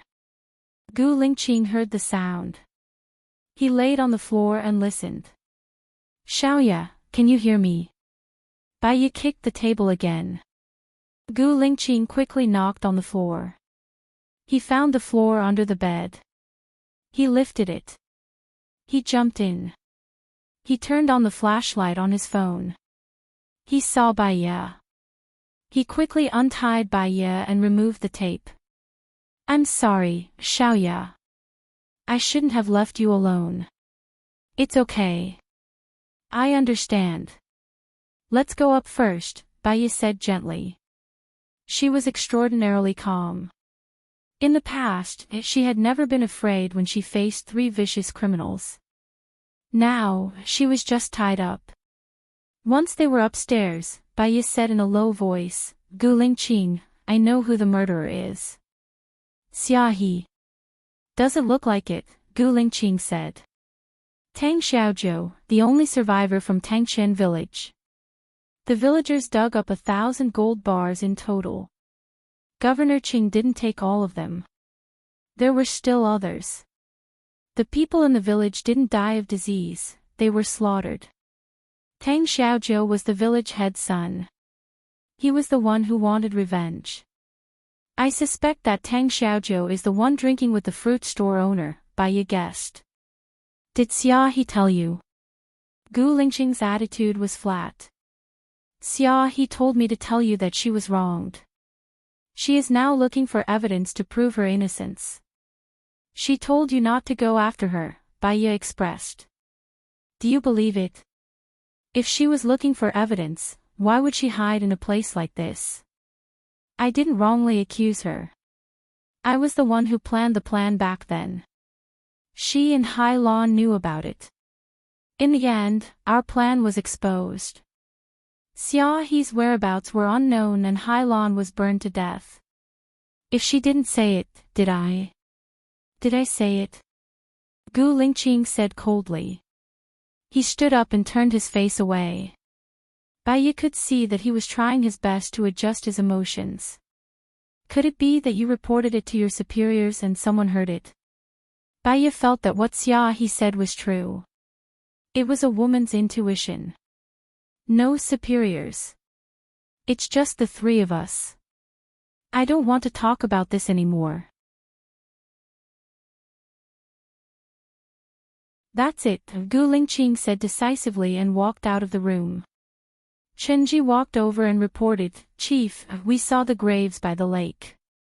It's just like what we analyzed before. They were all buried together. But the strange thing is that someone was paying respects to them. There were apples, bananas, pears, and so on. They were all fresh. They should have come to pay their respects in the morning. That's the blind date that Tang Xiaozhou killed Governor Qing. He went to pay his respects, Bai Ye said softly. Go back, Gu Lingqing said coldly. Looking at his cold back, Bai Ye's heart felt heavy, and she didn't feel very comfortable. Do you want to arrest Tang Xiaozhou? Bai Ye asked. A life for a life. If he did something wrong, he should be punished accordingly. Gu Lingqing looked ahead sharply. What about the truth? Do you want to make it public or hide it? Bai Ye asked. Gu Lingqing did not say anything. According to his understanding of the relevant departments, they would hide it 99% of the time. Firstly, they were worried that it would cause a negative impact on society. Secondly, it would cause pressure on the relevant departments. Thirdly, it would be too bloody. It would make people's hair stand on end. It would also cause an international sensation. Fourthly, they were afraid that it would alert the enemy. Bai Ye saw that Gu Lingqing did not answer her. She was a little annoyed. I think Xia He is innocent. If Xia He is really the informant, she doesn't have to live such a miserable life. She can live a carefree life abroad. Besides, Tang Xiaozhou is just the son of a villager. He has no culture, no knowledge, and he doesn't know anything about explosives and guns. I have reason to believe that it was Xia He who taught him. From Tang Xiaozhou not hurting the innocent, from Xia He not hurting the innocent, and from Xia He's justice, I don't think she is lying. Bai Ye analyzed. Enough. You are not a soldier, nor are you a policeman. You can't represent the government. I said, don't mention this again. Gu Lingqing raised his voice. Bai Yi did not ignore the disgust and annoyance that flashed through his eyes. She fell silent and lowered her eyes. If he did not want to listen to what she said, no matter how reasonable her words were, he would not believe her. Why did she have to say more and embarrass herself? Bai Yi did not say anything else and continued to climb the mountain alone. After Gu Lingqing vented his anger, he regretted it. He was in a bad mood. He should not have faced Bai Yi. Bai Yi was not his soldier. She was not his soldier. She was not someone he could vent his anger on. I'm sorry. Gu Lingqing apologized. Bai Yi twitched the corner of his mouth and ignored him. He quickly climbed up alone and would never be a burden to others. When they returned to the car, it was already 4 in the afternoon. No one had eaten lunch. Bai Yi turned his face away and looked out of the window. Gu Lingqing looked at Bai Yi and frowned. I didn't mean to get angry at you. I didn't expect to meet Xia He here. I can't control my temper. I'll be more careful in the future. Bai Yi did not say anything. He closed his eyes and pretended to sleep. What was love? Was it caring for the other party, admiring the other party, listening to the other party, caring for the other party, not wanting to be separated, and wanting to be together every day? Or was it because he lacked a wife or husband in his life and needed to carry on the family line? If it was the former, no matter what she said, Gu Lingqing would listen patiently. If it was the latter, no matter what she said, the other party would be irritated, repelled, and disgusted. If she did not want to continue, was it still love? Or, she just did not love him enough? That was right. She could not love him wholeheartedly for a month. Her heart was extremely sensitive and fragile, but it was also firm and invincible. She had always been a passive person. She was not simple. In the corruption of society, she was scheming, shrewd, and selfish. If the other party was good to her, she would treat him twice as well. She did not care about right or wrong, did not care about giving, and tried her best to return the favor. If the other party was not good to her, she would open up her heart bit by bit. Gu Lingqing held her forehead and placed it on his shoulder. Bai Yi did not want to have intimate behavior after a quarrel. At least, she needed time to be alone. She opened her eyes and lay on the chair in front of her. Her forehead was on her arm.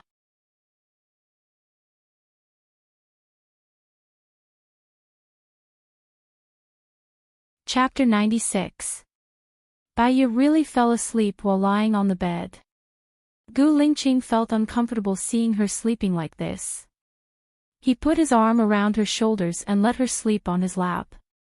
He was afraid that she would fall, so he hugged her the whole way. Chenji stole a glance at the bureau chief. It was the first time he saw the bureau chief treat someone so gently, and it was a woman. Gu Lingqing looked at Bai Yi with pity. For the past 2 days, she had been running around with them, giving them ideas, thinking of solutions, climbing mountains, and taking risks. She didn't complain at all, and even walked in front, not dragging them down. He should have controlled his temper. His temper was a sharp sword, and it only hurt the people around him. His soldiers had to bear his anger, but she didn't have to. The car stopped. Bai Yi opened her eyes and looked into Gu Lingqing's eyes. She sat up calmly and looked out of the window. Have we arrived at the hotel? Let's eat first. Chenji and I will go find the person from Tangqian village who is still alive. You can rest in the hotel. Gu Lingqing deliberately softened his tone. No need. When can we eat? Let's do our work first. If Xia He informed Tang Xiaozhou, maybe Tang Xiaozhou has already escaped. He is the key to solving the case, Bai Yi suggested. Gu Lingqing nodded at Chenji and sent Tang Xiaozhou's address to Chenji. Bai Yi's hair was a little messy. She let go of her hair and combed it with her hand. Gu Lingqing looked at her. She didn't even look Gu Lingqing in the eye. She was quiet and elegant, with a sense of noble alienation. Xiaoye, Gu Lingqing shouted. Bai Ye looked at him. I'm sorry for losing my temper with you before, Gu Lingqing apologized. Bai Ye paused. He was proud and cold, but he actually apologized to her. It was not easy for ordinary people to apologize, but it was even more difficult for him. She was quite touched. It is normal to argue because of different opinions and ideas. She felt terrible at the time, but when she calmed down and thought about it, it was nothing. As long as it wasn't a betrayal, as long as it didn't cross her bottom line. Humans, without emotions and temper, were not humans. She didn't have a good temper, so she shouldn't ask others for help. I'm also in the wrong. I shouldn't have commented on things that I don't understand. Bai Ye also apologized. Back then, I brought 8 Special Forces soldiers to infiltrate the enemy's rear to rescue a politician. There was a traitor in the group, and they all died under the enemy's gunfire. In the end, only I survived, and he disappeared at the most crucial moment. There's a lot of evidence to prove that she's the mole. I've been chasing after her for the past few years. These dead brothers are a threshold that I can't cross. So, when I see Xia, I get excited and lose my mind, Gu Lingqing explained. Bai Ye nodded. Gu Lingqing held her hand. But, you're right.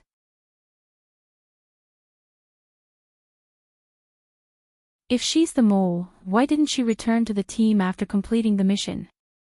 Why did she hide in the sparsely populated Tangqian village? I'll do my best to investigate. I'm just talking nonsense. You know what to do in the military. Bai Ye's tone softened. Are you still angry with me? Gu Lingqing asked, looking at her worriedly. Bai Ye shook her head. I'm a little emotional. Since it's emotional, I'll be fine after a while.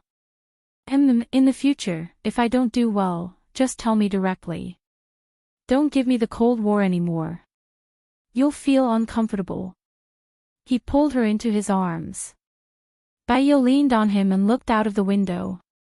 Soon, they arrived at Tang Xiaozhou's accommodation. He rented a 2-story building. Gu Lingqing glanced around and said to Bai Ye, you wait in the car. Okay, Bai Ye said. She watched as Qinji slammed open the door and pointed his gun at Tang Xiaozhou. When Tang Xiaozhou saw him, he was on guard. He jumped over the wall and ran. Gu Lingqing rushed over. When Tang Xiaozhou saw that he couldn't escape, he immediately held the knife to his neck. Don't come any closer. If you come any closer, I'll die in front of you. You killed Governor Qing, didn't you? Gu Lingqing asked fiercely. I don't know what you're talking about. I didn't kill anyone. Don't come closer, Tang Xiaozhou said defensively. If you didn't kill anyone, why are you running? If you didn't kill anyone, we'll let you go, Gu Lingqing said in a low voice. I won't go with you. I'd rather die than go with you. Tang Xiaozhou touched his neck. If you die, who's going to avenge the 107 villagers? Bai Ye said. Tang Xiaozhou paused. He looked at Bai Ye and frowned. Bai Ye stood next to Gu Lingqing. He didn't go near him. He looked straight at Tang Xiaozhou. Didn't you and Xia analyze it? Governor Qing won't be the only one who massacred the village. There are at least 5 people. If you die, they'll go after the 107 villagers. Then, the murderer will get away with it. I killed Governor Qing. If I get caught, you won't let me go. I won't be able to avenge him, Tang Xiaozhou said emotionally. His eyes were red. Who said you won't be able to avenge him? Your strength is as light as an ant. If you hand it over to the police and the country, your strength will be as solid as a rock, right? Bai Ye tried to persuade him. Those people are all high-ranking officials. Governor Ching is just a small fry. You can see how powerful they are. Will it be useful to hand it over to the police? Tang Xiaozhou didn't believe it. It will be useful. I'm Gu Lingqing from the Special Military. My military rank is Major General. If the police don't investigate for you, my people will investigate for you, Gu Lingqing promised. Tang Xiaozhou looked at Gu Lingqing in disbelief. Then, he looked at Bai Ye in disbelief. You're soldiers, not policemen. Why do you want to arrest me? Why should I believe you? Tang Xiaozhou was even more uneasy.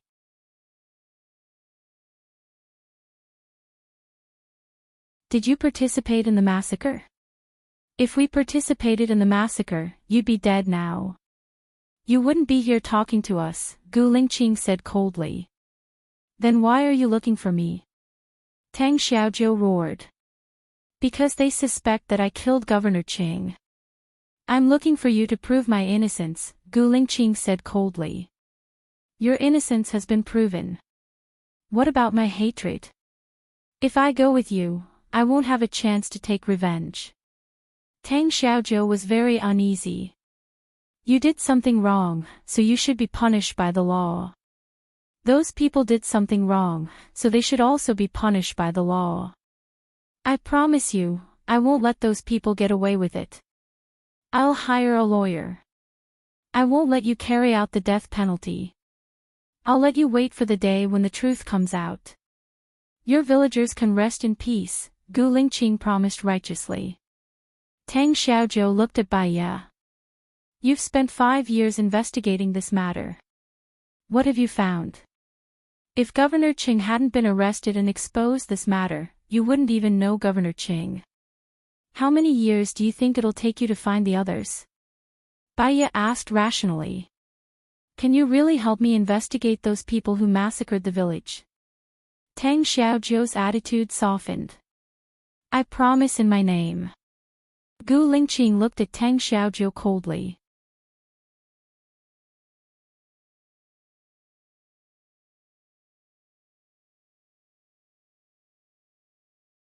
Chapter 97.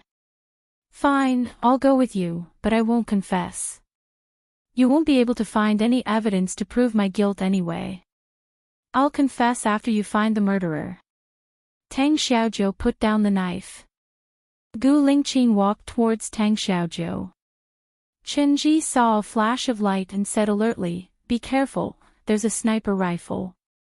Bai Ye's first reaction was that someone might have found Tang Xiaozhou and wanted to kill him. She couldn't let anything happen to Tang Xiaozhou. She jumped on a rock and stood in front of Tang Xiaozhou. Gu Lingqing turned around and pounced on Bai Ye. With a thud, Bai Ye looked at Gu Lingqing. Are you okay? Gu Lingqing asked worriedly. Bai Ye looked at Gu Lingqing with a burning gaze.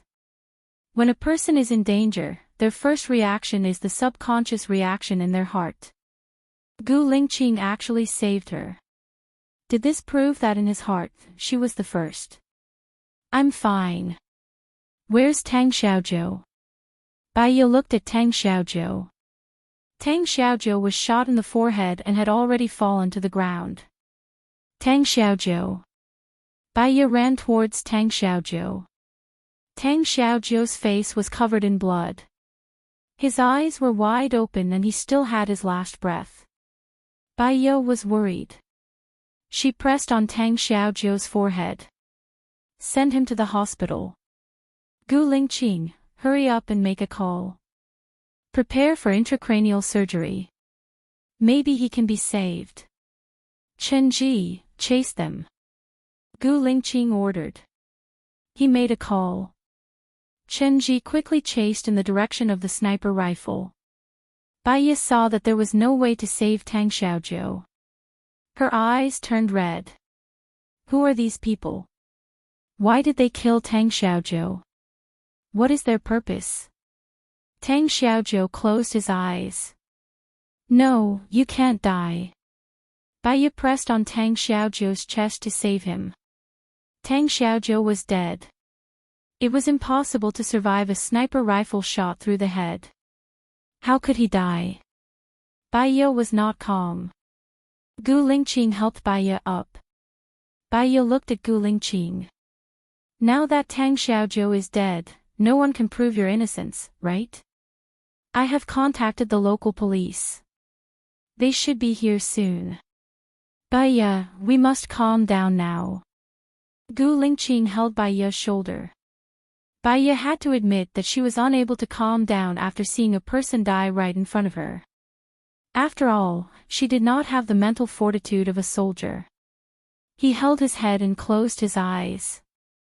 Tang Xiaozhou did not have a deep relationship with her, but she could not calm down. Gu Lingqing saw his brothers, comrades, and even his girlfriend die in front of him one by one. She now understood 1,000th of his feelings at that time. She could not panic. She had to calm down. She had to be rational. She could not be a burden. Bai Ye opened her eyes and forced herself to calm down. She looked at Gu Lingqing. What should I do now? The police will be here soon. They will ask us to take a statement. The less you know, the safer you will be. Don't talk about the gold mine and the treasure. We don't want to alert the enemy. Is that okay? Gu Lingqing said calmly. The more chaotic the situation was, the calmer he had to be. Bai Ye understood and nodded. When they come later, we'll say that we suspect that he has something to do with Governor Chang's death, but before we could ask why, he was killed by a sniper. As for the others, we'll leave them to the police. We'll investigate in secret. With my identity, they won't dare to speculate. As for the news media, I will ask them to suppress it and think about it further, Gu Lingqing said. Okay, Bai Ye replied. Her hands were still trembling. Gu Lingqing looked at the blood on her hands. He used the mineral water in the car to clean up the blood on Bai Ye's hands. Her hands became colder and colder. Gu Lingqing held her hands and wrapped them in his big palms. His palms were very warm. Bai Ye's eyes flickered as she looked at Gu Lingqing. He smiled. Leave everything to me. I can solve any problem. Don't worry. Bai Ye was actually worried. She had a lot of worries. But at least with him by her side, her heart gradually calmed down under his comfort. Chen Ji came back. He lowered his head and reporting to the chief. They escaped. Okay, Gu Lingqing replied. The mayor's police came over. Take care of it, Gu Lingqing ordered. He held Bai Ye's hand and entered the car. Don't we need to go out? Bai Ye asked Gu Lingqing. Let Chen Ji handle it first. What I told you just now will only be used when they have no other choice. Under normal circumstances, they won't dare to ask me. Chen Ji knows what to do. Gu Lingqing looked straight ahead. Just as Gu Lingqing predicted, those people didn't dare to knock on the car door at all. They put Tang Xiaozhou's body in the car and left first. Chen Ji opened the door of the driver's seat. He got in the car and reported, they brought the body back to freeze it. They won't move it for the time being. They will listen to our instructions. Okay, let's go back first, Gu Lingqing ordered. They got into the car. Gu Lingqing called Gu Tianhang. I have something to tell you. The murderer has been found. His name is Tang Xiaozhou. However, he was killed by a sniper rifle 10 minutes ago. We don't know who fired the shot. What happened? Why is there a sniper rifle involved? Gu Tianhang asked anxiously. I don't know. I don't think it's as simple as I thought. We still don't know who killed the murderer. What's certain is that my whereabouts have been exposed. Someone is watching me, Gu Lingqing said in a deep voice. The murderer who killed Governor Chang is now dead. There's no evidence. Su Zheng must think that you killed Governor Chang. No, you must marry Xiao Ling and suppress this matter. Otherwise, you will have a falling out and it will get out of hand, Gu Tianhang said angrily. I stand straight and act righteously. I'm not afraid of being criticized by others, Gu Lingqing refused. But I didn't act righteously and your mother didn't act righteously either. I did call Governor Qing and he did sell the land to our Gu Corporation. Now, Su Zheng has Governor Cheng's statement, Gu Tianhang said worriedly. That could also be Governor Cheng's framing. We didn't find any recording evidence on Governor Cheng's side. Moreover, the land wasn't seized by force. It was bought according to the normal market price. That's all. I have to hang up. I have to drive later, Gu Lingqing said resolutely. Your mother and I promised you that if you found the murderer, we would only agree to you marrying Baiya. Now that the murderer is dead, we won't agree to you marrying Baiya, Gu Tianhang said domineeringly. I don't need your consent to marry Baiya. You can choose not to accept it, but it won't affect my decision. Gu Lingqing hung up the phone. Baiya looked at him. In order to be with her, he was so determined to tell his parents. She was quite touched. With a husband like this, what more could she ask for? You're tuning into the LoveLore Library YouTube channel. We're so grateful for your support and don't forget to subscribe to join us on this incredible journey through captivating stories. Your generosity through donations truly makes a world of difference, as it's the primary source of revenue that allows me to expand and enhance this channel for you. Thank you from the bottom of my heart for being a part of this adventure.